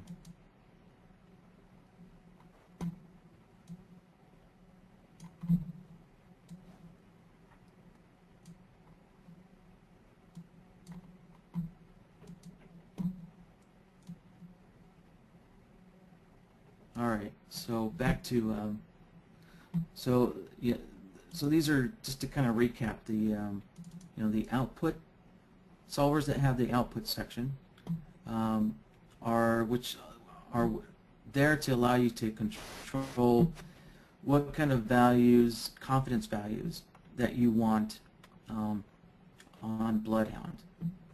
So essentially, when you're setting up a system, so like if you're just looking at a chart and you're looking at all your indicators, right? You're looking at your indicators to be pointed in the same direction. And so as you're doing this visually in your head, you're looking for a confidence. You're trying to gain confidence from looking at your indicators, getting them all to line up. And typically with most indicators, the more extreme the value, usually the more extreme the price movement, giving you a quote more greater confidence. And so that's what these output, that's what the output section is here, was designed for, to allow you to control the confidence values that you have with the particular indicator that you're looking at. So, so in this case, it would be the regression channel. All right, now up here, well, let me back up here. So this output is in direction. So what's in direction means the output is in the direction of the indicator. So this regression channel is pointing up for along, and so the output is up, matching, so the output is up, matching the direction, so it's in the same direction as the indicator. Now if I scroll back, we'll see now the regression channel is sloping down, and so the output is in the same direction going down as the indicator. So that's what this indirection means. Now I can reverse the output by going against the direction. In other words, this is like the opposite direction of the indicator. So I'm going to set these to 0. So now there's no output. I can set that to 2, 1, 0.5. So that's the opposite. So now we can see we told BloodHound to reverse the output, the opposite. So if you're trying to catch, counter trend trades, essentially that's what you want to do. So if you're trying to catch price, maxing out here at the top of the regression channel for taking a short, you would want BloodHound to give you the opposite output, right? So if you're looking for trying to pick tops, then you're going to want a short output. And same goes for if you're trying to pick bottoms.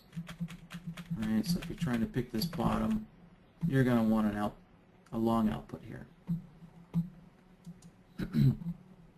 And so a lot of the solvers have this in direction and against direction setting, and so that's what those are for.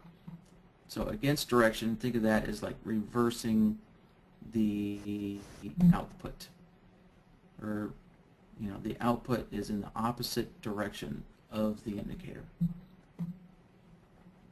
So let's see the comparison.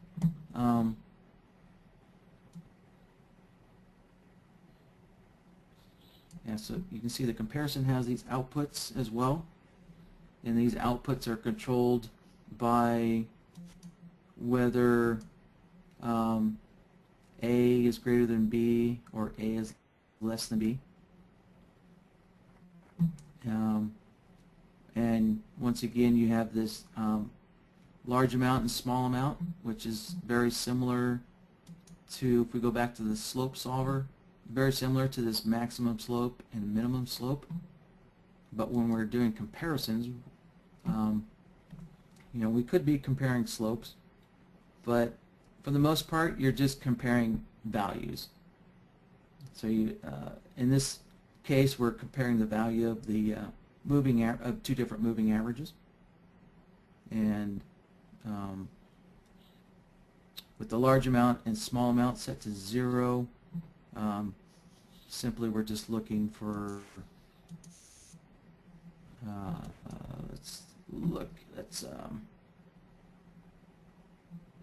so simply we're just looking for the red line to be above the white line with a 0 tick difference. So just to illustrate how these work, they work very similar to the slope solver, looking for this maximum and minimum values. So if I set this maximum amount to something like I'll set it to something like 10 ticks. That'll be easy to see here.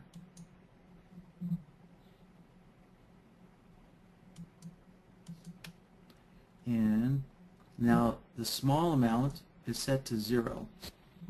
But down here in the output, the small amount is set to 1. So that's when nothing changed. Now, if I only want an output when the two values are greater than 10 ticks from each other, I'll have to set this to 0 and set the small amount down here to 0. And now, when the two moving averages are greater than 10 ticks away from each other, now BloodHound is painting the background.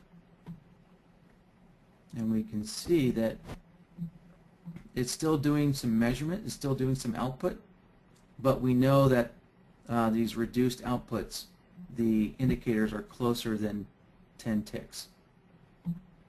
So what BloodHound's doing is it is interpolating from 0 ticks of difference to 10 ticks of difference. And so that interpolation is showing as these values here.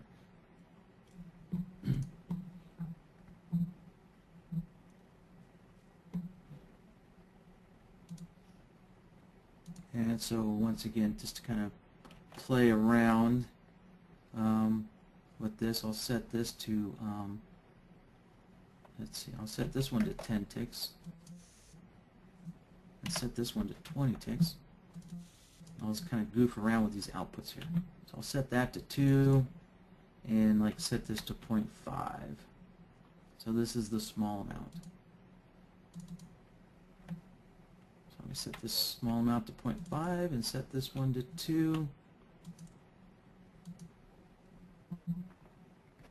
Alright.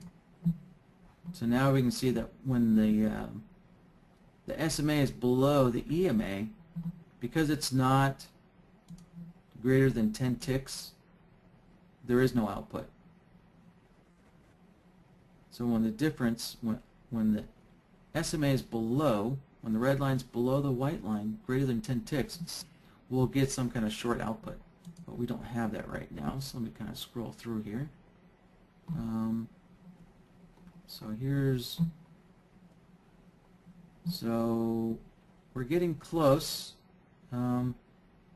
Yeah, so from the white line to the red line, there is more than 10 ticks on these 3 bars, and so we do get an output here.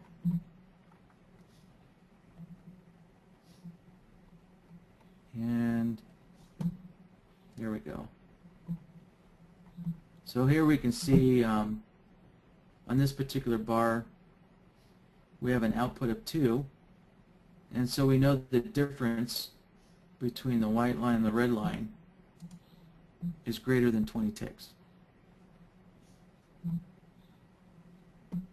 Right, so just to kind of recap, so these are just kind of some general concepts of how these outputs work and how these large, small amounts, or maximum and minimum amounts, how they operate. So there's several solvers that use these settings here. Such solvers of like the crossover, there's really not much you can control about that. A crossover is a crossover. A crossover is an absolute. It either is or isn't. So you won't find those settings in this solver. But what you can find is kind of this look back period. So I could set that to 5. And what that does is that gives me 5 bars forward of the crossing. So say if one of your conditions requires a crossing, but you kind of need this pullback of price to pull back, and hit your moving average, and then you want to go short, setting this back to 5, gives you 5 bars for price to kind of pull back on you and take that trade. So in this case, it kind of looks like I'd need 8 bars. And so we could set up a condition here where we're looking for a crossing, and then if price pulls back within 8 bars close to a moving average, then we could take a trade short. And so that's what this look back period is doing. If I wanted to, we could set this to like 18, say if we needed more. But we don't, but if you set to 18, obviously some other conditions could occur and you could get a false signal. So what you could do is we have this output decreases at crossover. So I can decrease that by, say, 0.1.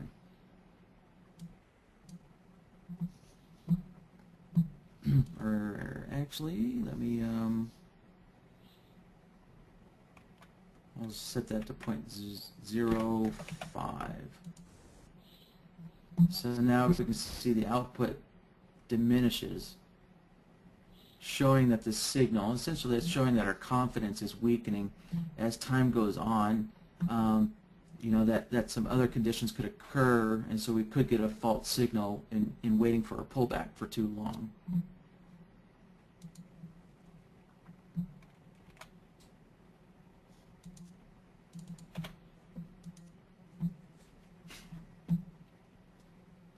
Alright, let me pick another solver here. Here's another very common solver, the threshold solver. And so that's being used on the BOP indicator, which is the blue one. And so when you have oscillators, like the stochastics, the MACD, this threshold essentially is looking for the indicator to cross whatever values you set here. And we can see once again we have this output section. So you have to kind of play around with this. At D being negative 0.05, I can set that to 0, and at D I can set that to 1. And let me turn that solver on.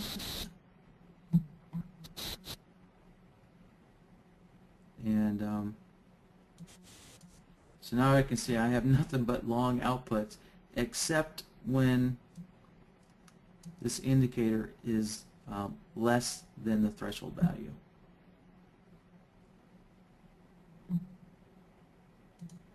Right, so if I wanted to, if I'm trying to, once again, if I'm trying to pick tops and bottoms, I can reverse the output.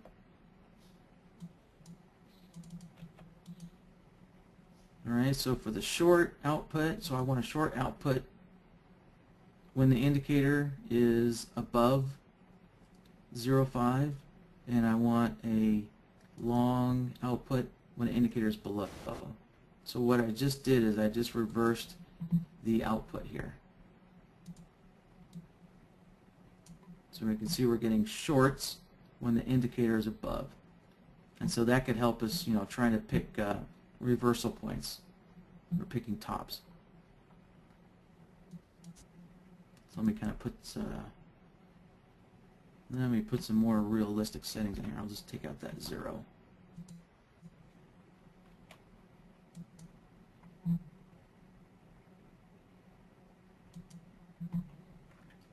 So if we're looking at if we're analyzing this indicator, we go, wow, when it reaches these extreme conditions, it looks like that's a good place where price is just going to exhaust itself and reverse eventually. I wouldn't necessarily take this as a trade signal, but you might take this as an exit signal, telling you that price could be exhausting itself. So if you're using BloodHound to also create some exit signals, what you would essentially be doing is kind of reversing the outputs from the default settings. So in reversing these outputs, you'll get yourself a short here, and you could use that as kind of like your exit indications.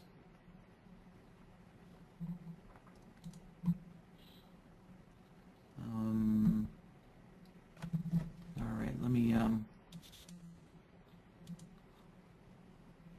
yeah, so I've been covering kind of how the output works.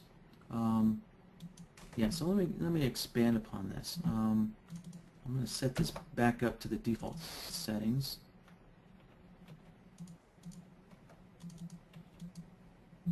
And so let me I'm going to set B to 0.5.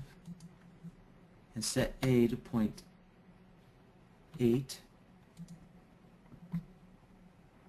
and set C to negative 0.5 and set D to negative 0.8. And so to play around with these values here, I'm going to set this to 2 and set B to 0.5.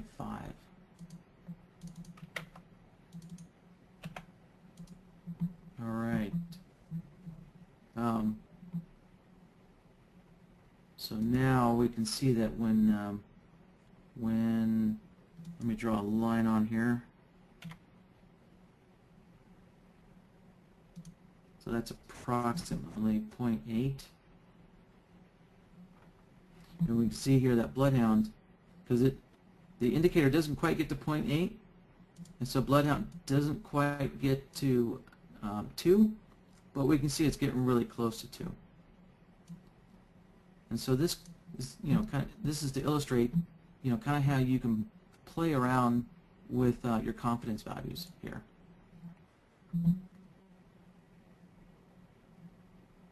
So let me probably set this back to the way Noel had it. So 0.5. Oh wait, I'm changing the wrong one. Let me change the threshold value to 0.5. Set this one to 0.5. So now, whenever the indicator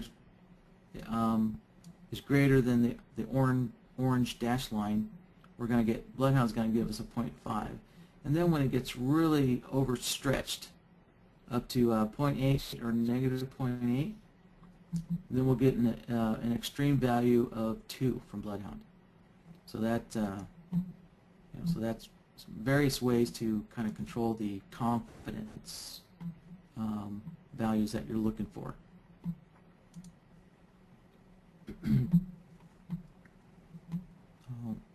Let me take a quick look and see if there's any questions coming in.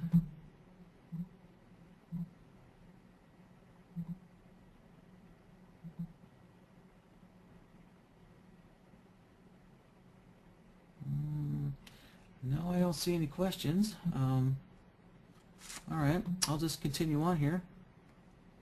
Oh, Anna just popped in. Are you going to combine the solvers in the logic node? Yes, yes, Anna. I'm sorry about that. As I was going through this, I realized I didn't answer your question. So, all right. So I'll just make something up here.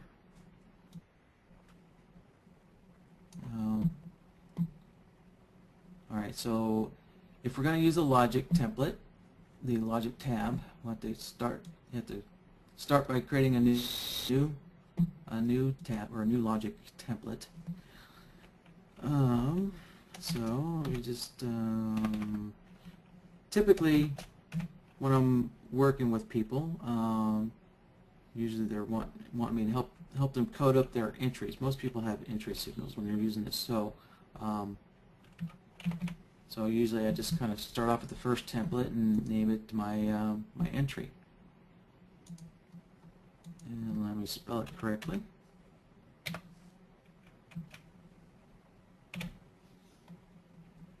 There we go. Okay, so I'm gonna, let's see, I'm gonna use one. Yeah, here we go. This is probably a rare situation, but I think it'll illustrate my point well. So I'm going to use the crossover. And let's see, this is another good thing to do is to name them. So this is like a 9 and a 60 crossover. So I have an SMA 9 and an EMA 60. So I always like to name my solvers so I know what they are. Then I'm going to combine it with this threshold. And so typically what I'll do is I'll put the indicator name on there.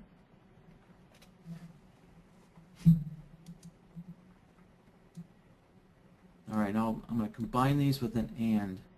logic. So what that's saying is we have to have both indicators agreeing with each other at the same time. So if I just plug one solver in, right, we can see we're getting a signal here. We're getting an output when the red line crosses the white line. Now if I plug in the BOP threshold, it should filter out some signals. Well, here, actually, let me set these outputs down to the standard, which is 1. Now this should filter some of the crossovers. So yeah, so right here, the output got up to, let's see, like 0.75, and our threshold is set to 0.8, so that's why I didn't paint the background. But here we can see the output is just greater than 0.8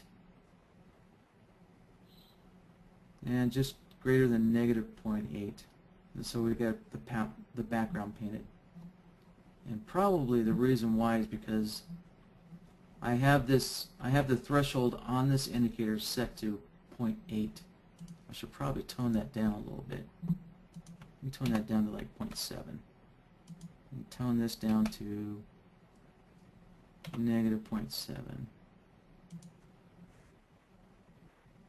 There.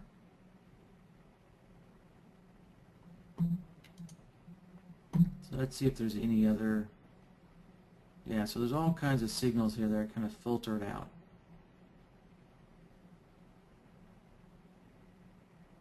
And that's because the BOP indicator is not reaching our 0.7. So at 0.7 is when we get a 1 output to BloodHound. So when we AND both of these solvers together, essentially to get a painted background, the crossover needs to fire, which will give us a 1 on the output, but also the BOP needs to fire and give us a 1 on the output.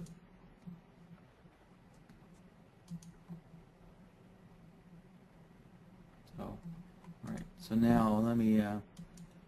Another common solver is the OR. So I can switch this over to an OR. Now this is an OR logic. And so when either one of these solvers gives us an output, either one, essentially both of these outputs just flow through the OR right into the result node, so they don't have to agree with each other. And so now we can see we have a lot more signals. A common use of the OR logic is if you have certain solvers looking for long conditions, and then certain, which usually I put those solvers up on top, and other solvers. It's like he has certain solvers up here looking for long conditions, and then you have other solvers down here looking for short conditions.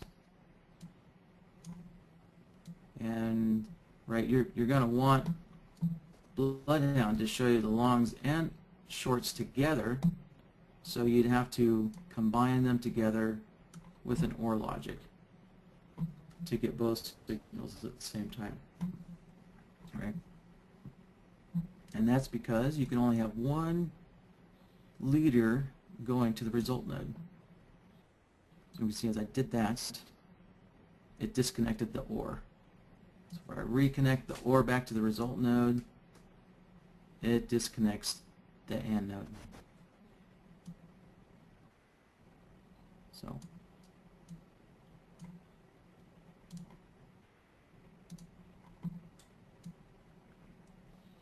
So now I'm trying to keep this kind of generalized to just some concepts for BloodHound. So with that in mind, this is kind of a good concept when you're designing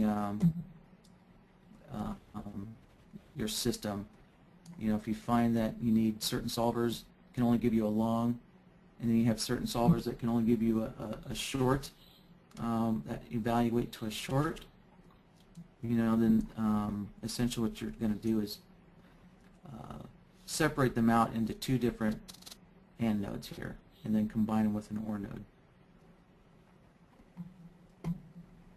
Alright, I see some questions coming in, and looks like Jeremy's doing a good job at answering them for me. Let's see.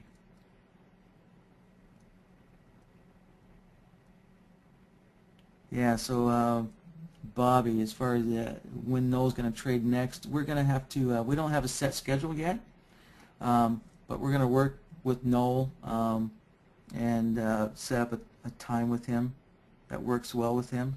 Hopefully we can get him on a regular basis for a while until he opens up his own room, in which case he'll branch off on his own. But since he's using BloodHound, either Jeremy or I will be in the room to answer questions and just to kind of help Noel get started. So today was his very first day of broadcasting live to everybody. So I'd say he did pretty good. He didn't seem to get nervous. So, all right, Randy, let me read your question here.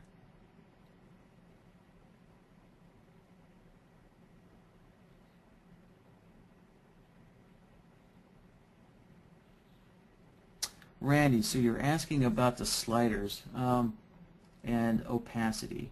So the sliders here, I'm just going to plug this straight into the result node.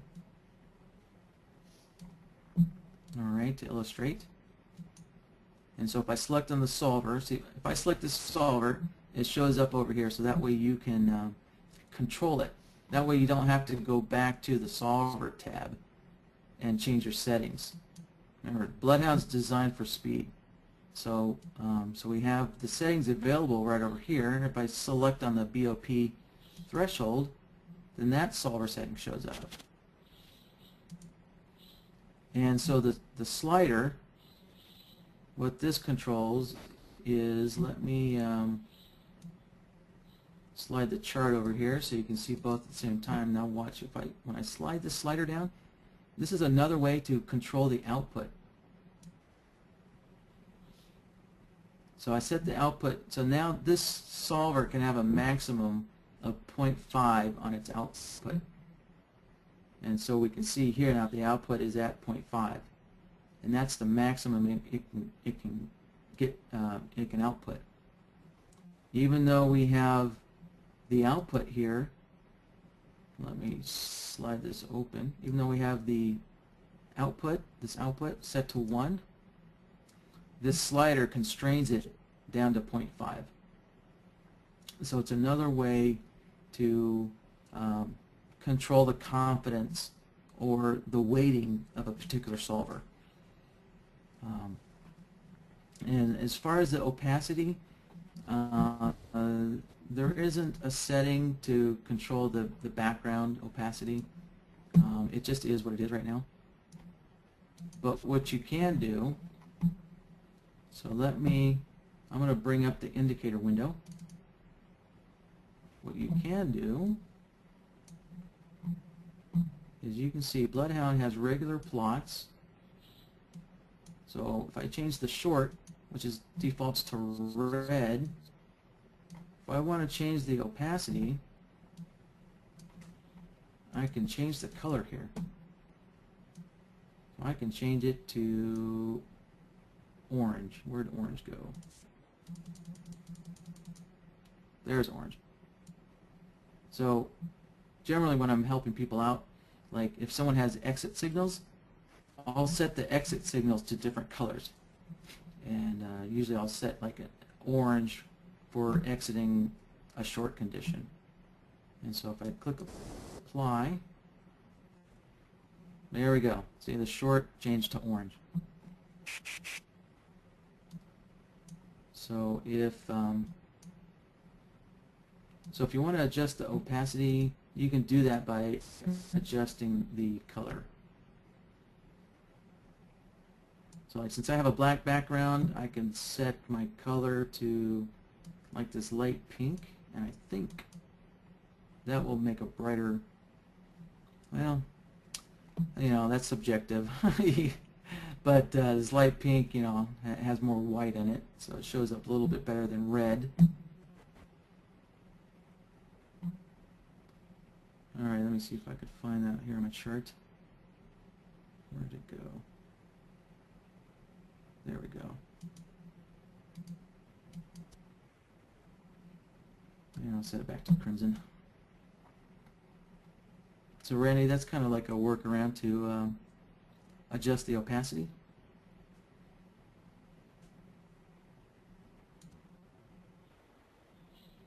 And then we kind of expand upon the sliders.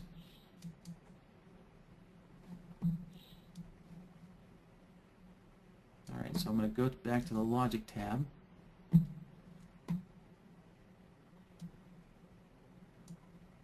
And I'm going to connect the OR node back in here. Now if I select this OR node, you can see that, you know, there's no settings like a solver, but what we do have is we have the sliders for all of the solvers that are plugged into the OR node.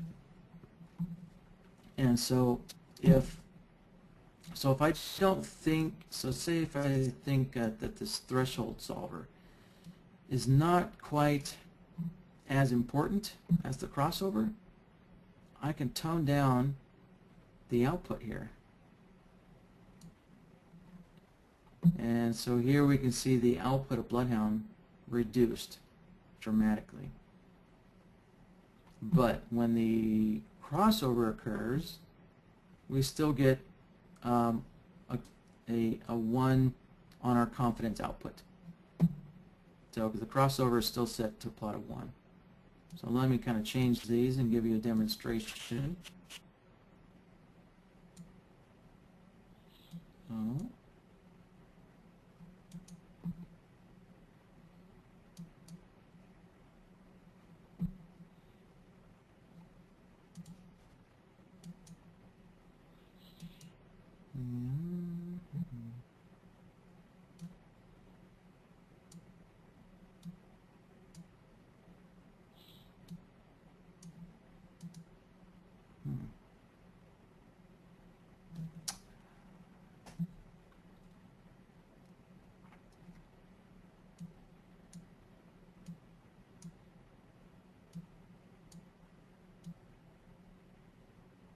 You know, this could be something particular with the crossover.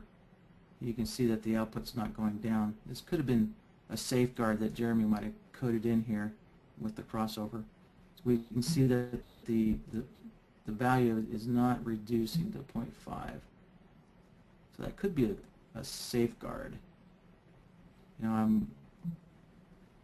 could think that logically, if you're looking for a crossover, you definitely want to know when that occurs, and if you reduce it down to 0.5, then I guess it's kind of like, why are you using a crossover solver if you're going to reduce its output?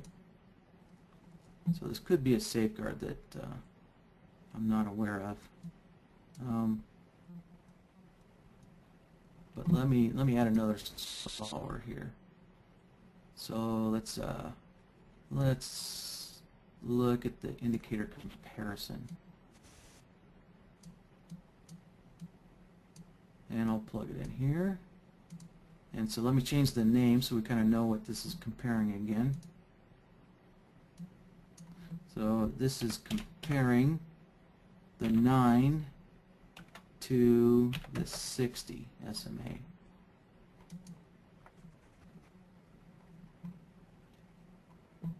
So what I can do is I can tone down this comparison. And you can see the outputs adjusting down here by toning it down. So essentially what that's saying is that solver has less importance. Or of course I can tone down the BOP. And we can see the output here reduced.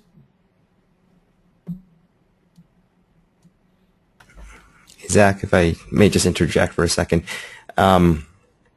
These slider thresholds are actually they best work with either the ratio node or the additive node, and perhaps the crossover node.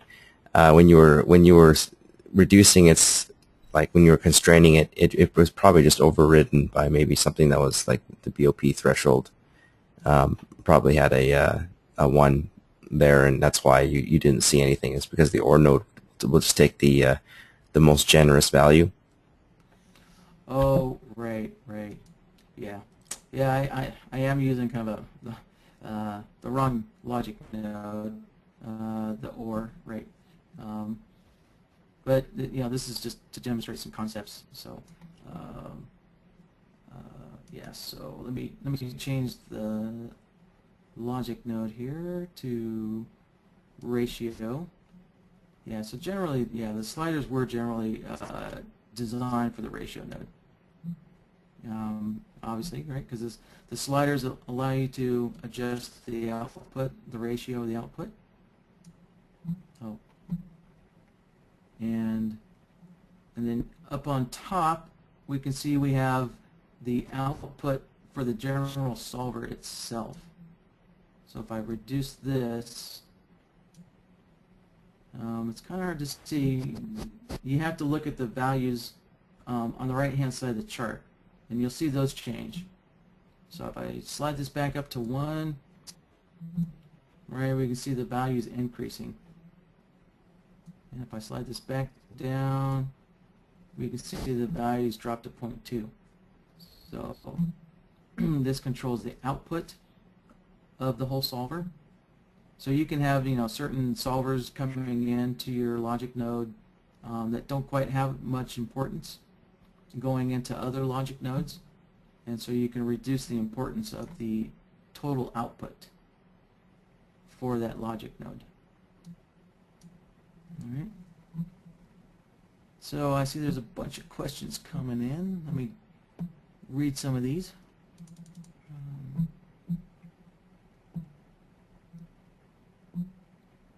All right, Anna's got a good question for me, just what I like.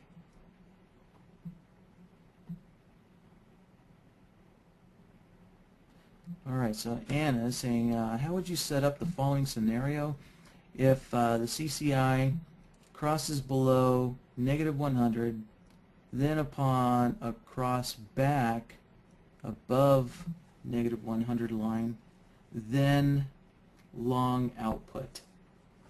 Right, if CCI crosses above 100, then upon crossing back below 100, then a short output. All right, so yeah, so that off the top of my head, that sounds like a situation where we would set up a separate long and short signals. This would be let's see, somewhat similar to setting up the CCI crossing demo that I've done. So let me load that up.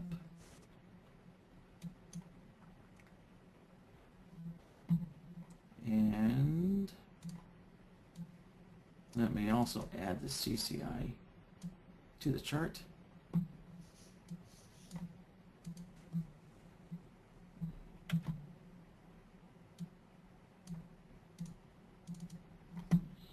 Okay, so we have a CCI 6.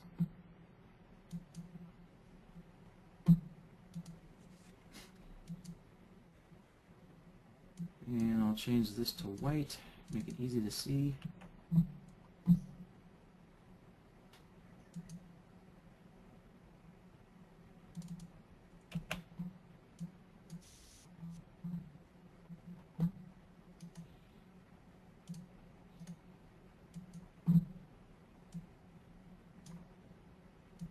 Okay, there's our CCI.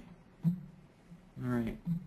So this upper gray line, the first one and the second one, is what we're looking. So essentially, we're looking for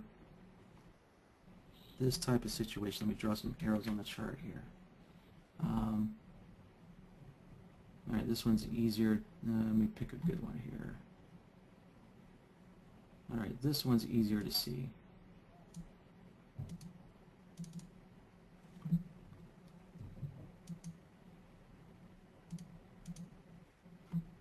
All right, so when the indicator crosses above the 100 and then crosses down below, this is the actual bar we want the signal on. And the opposite is true for the longs here. So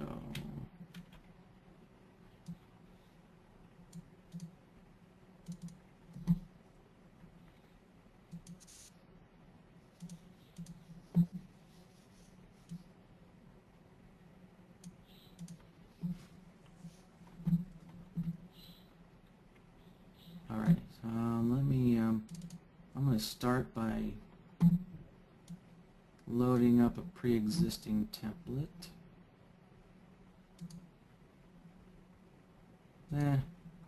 I'll just work with what I have here.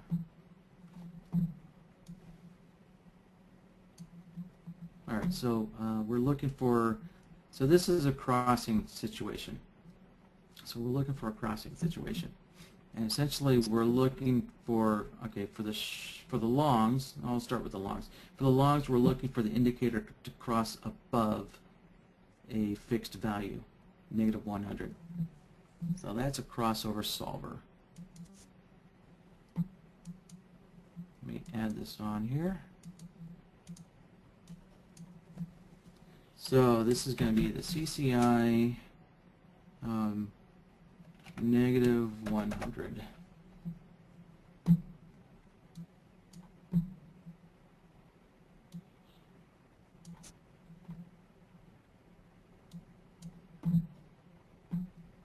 All right, so indicator A is going to be our indicator. So we set that to the CCI. Set it to the 6. And indicator B is actually a absolute value, a fixed value. So we're going to put this on absolute value and then type that value in here.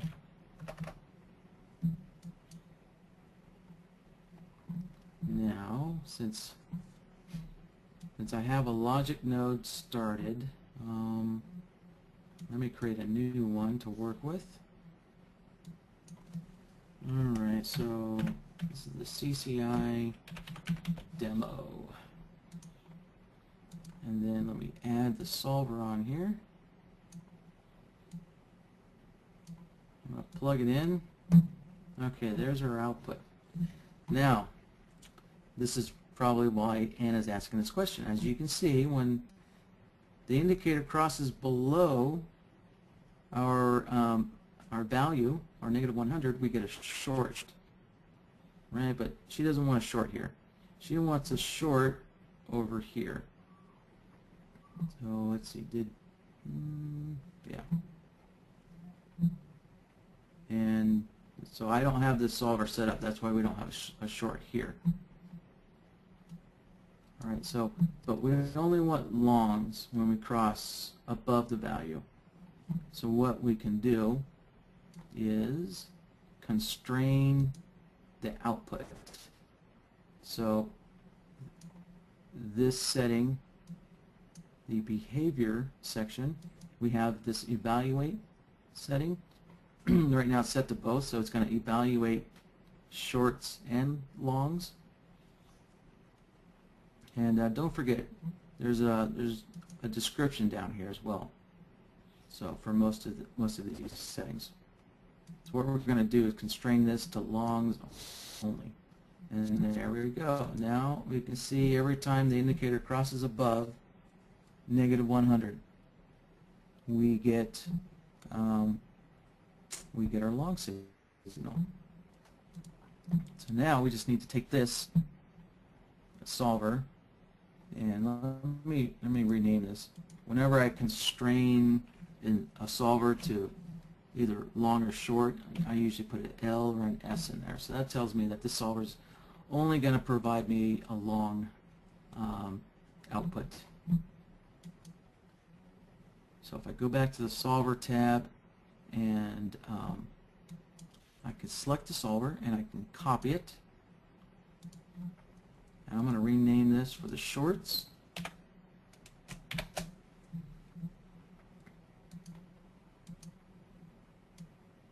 Just like that.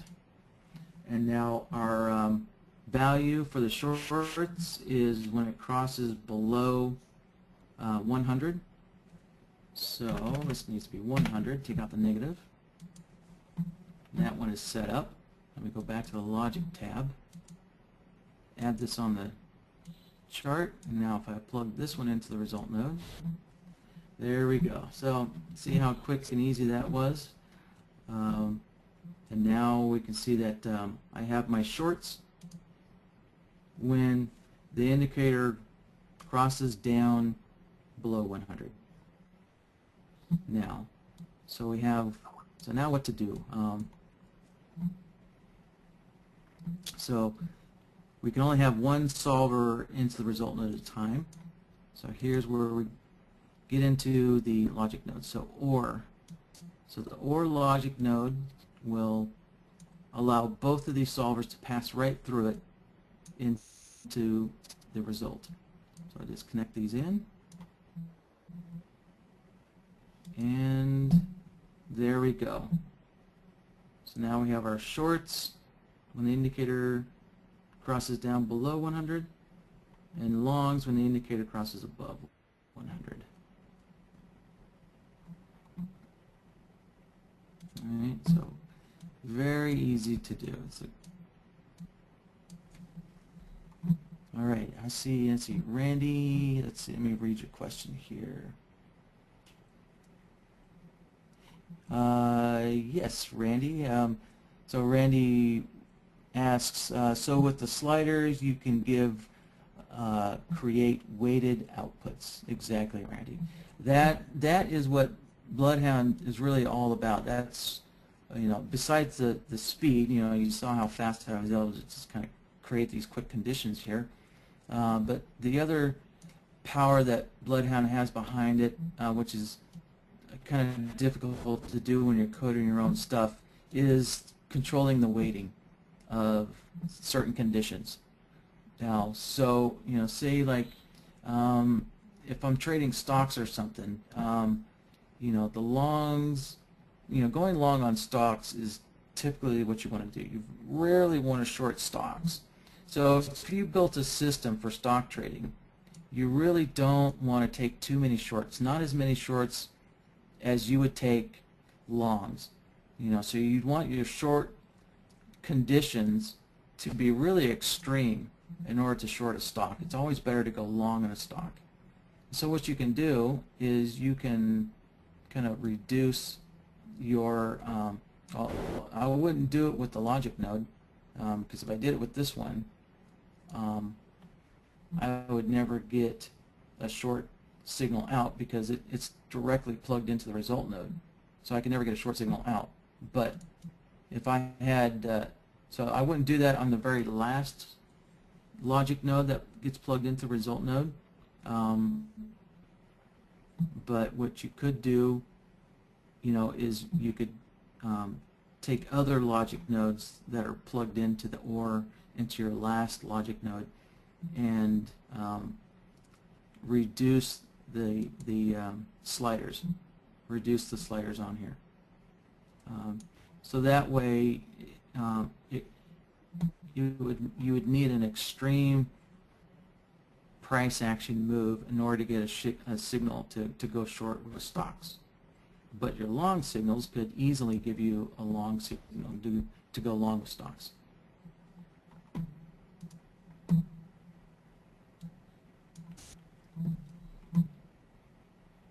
All right, let me see if there's any other questions. All right.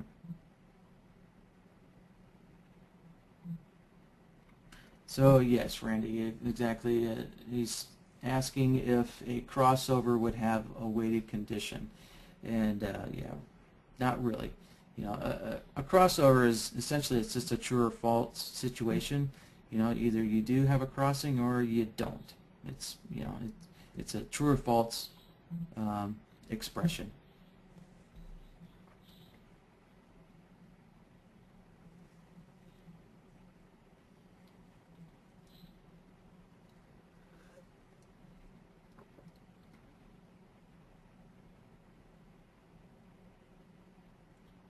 All right, yeah, so anagram is just making a comment about the absolute values. So once again, let me just kind of show you the various types. You know, even though this says indicator A, and it's hard to come up with a single word that conveys, you know, everything possible that, you know, that is within these sections. You know, as you can see, we're constrained to you know, 3 words or less to kind of explain, you know, kind of a whole concept of what a certain setting would be. You know, so we just chose indicator A because typically you're going to put indicators in this section, but there's also, you know, other types. All right, so you have the absolute, you have price. So coming soon, we're working on expanding the price. There's going to be other price values that we're just going to build into it, build into this pull-down menu. Well, actually, essentially, I think we're going to have price, and then it's going to open up, and you're going to have other price values to look at. Maybe something like that. So it'll be somewhat similar to like the indicator, and then if you select indicator, then you go and select what indicator you want. Well, if you put it on, I think what we're going to work towards is if you put this on price, then you'll have another pull-down menu, so you can select what price you want.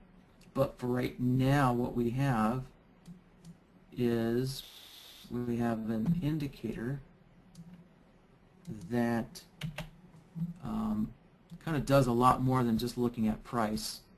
Let's see, it's the SI. Where did it go?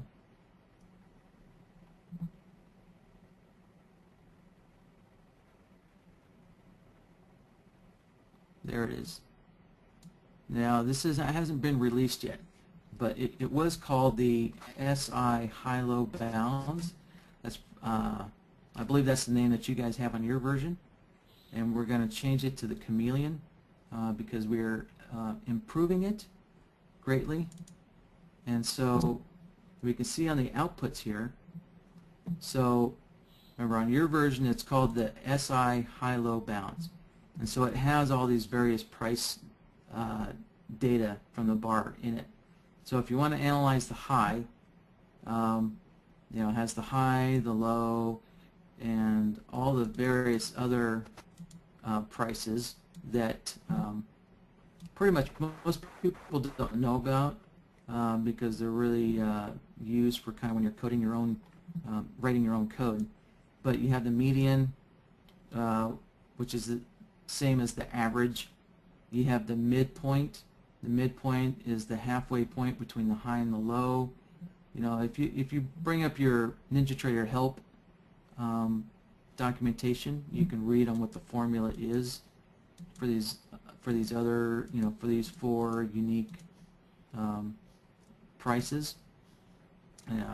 So like typical, I think typical is something like the high, low, open, and close values, kind of averaged, something like that. So, but the chameleon is going to allow you to select other instruments as well. So the version that you guys have, you can change the time frame on it, but you can't change the instrument. But this chameleon is going to allow you to change the instrument when we have it finished off. That way you can compare other instruments to what's on your chart.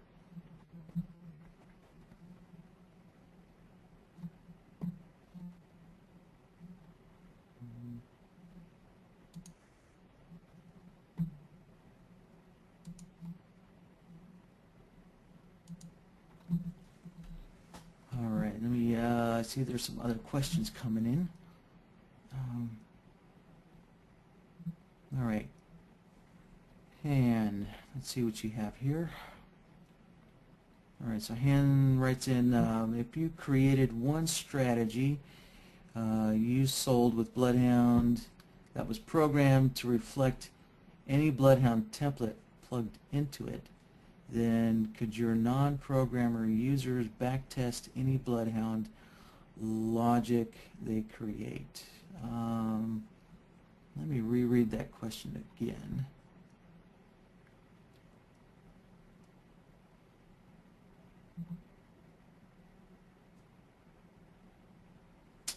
Yeah, so Han, on the website, if you go to the BloodHound documentation section, you'll see on the right-hand side there is a list of all the solvers and the documentation. If you keep scrolling down, you'll see it gets to the strategy section.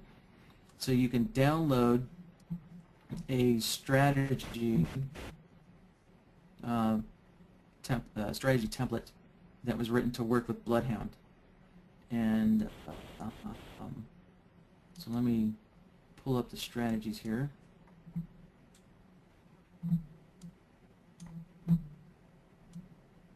And we're working our point to support strategies a lot more. We're getting there. But ultimately, Falcon is going to be what's going to take care of that. So on the website, there's these two BloodHound strategy examples. And the simple one here, you can see what you do is you up here, you put in your template, and essentially this template is kind of like an all-in, always in the market template. So it's just going to, take you long and then take you short, and then take you short and then take you long, based on your template. Let me remove that. And the second one here. So the second one, you can see it has an entry logic and an exit logic. All right, so these are your templates. These are your entry template. So you put in here your template names. So you can see for this BloodHound template called the ASHI first system, it has 3 different logic templates in it. So what you're putting in here, this entry logic, is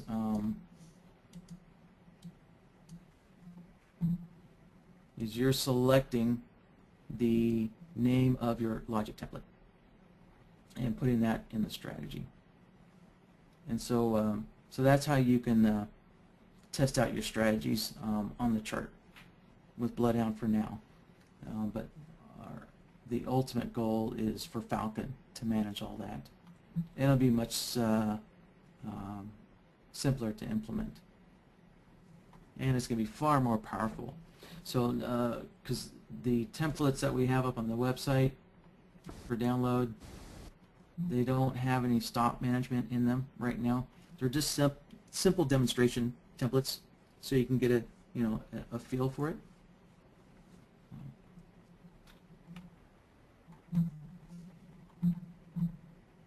And Han, I'm sure you know because we spoke one-on-one. So, all right, Alfred, he's got a question for Jeremy, and I believe Jeremy had to step away for a little bit, Alfred. So let me see if I can answer your question here.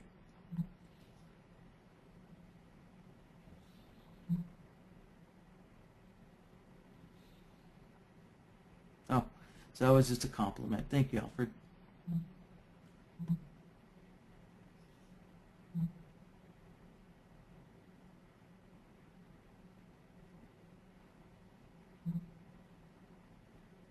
Yeah, Alfred, as far as a user's manual, a PDF, there is no PDF. The user's manual is all online.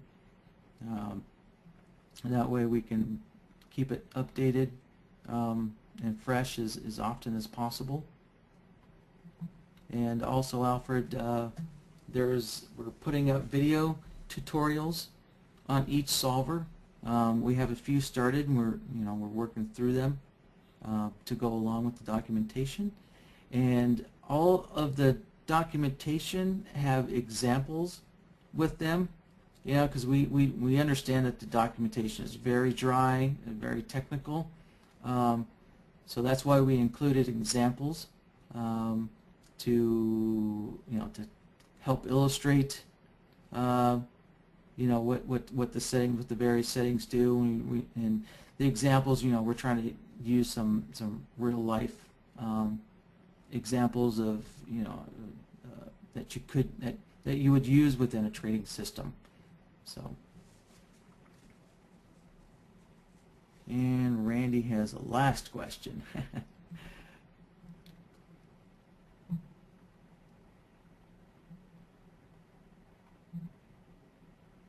So Randy's asking last question. The only plot BloodHound creates in bracket price panel 1 is the background color representing true, false, null condition, correct? Yes and no, Randy. BloodHound, because BloodHound has a variable output, the output can vary from 0, to whatever. You can see this. Typically, we show the output varying from 0 to 1, but as I showed earlier, you can vary it from 1 to 2. So that's definitely not a true or false situation. But as far as the painted background, right, I can go in here and I can adjust the threshold values to be 1. And so in that situation, the painted background, right, would kind of mimic a true or false situation. So the background's only going to get painted now when BloodHound gives an output of 1, right? And so essentially, when you get an output of 1, that means all the conditions are absolutely true to the maximum. But BloodHound also gives you the flexibility of fuzzy logic. The fuzzy logic part is the variation that the output has, right? So you can vary it from 0 to 1, and if 0.8 or 80% is good enough for an entry, then you can set your threshold down to 0.8. And so that's kind of the fuzzy logic component of BloodHound.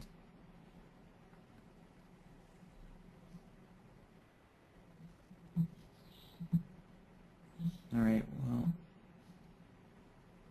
Well, guys, we've gone on here for 2 hours and 40 minutes, and I'd like to kind of wrap it up. My throat's getting kind of dry. I'm not used to talking this long, so my water's almost gone. And so we do have this recorded, and we'll get this up on the web as soon as we can, and we will, when we get together with Noel and work out another time with him, most likely, I'm guessing it's going to be on Mondays. We'll send out the emails to you guys to watch them again. All right, so thanks for your questions, and I'm glad you guys are eager to learn this. And once again, we do offer free support. So if you guys get stuck on a question, like Anna, you posed some pretty good questions there. Remember, you can make a one-on-one appointment with me, and we can use our GoToMeeting to do a little training to help you out with a question.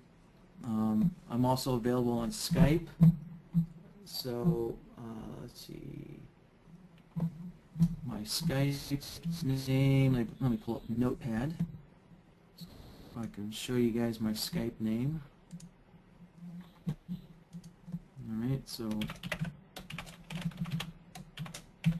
there's my Skype name for BloodHound.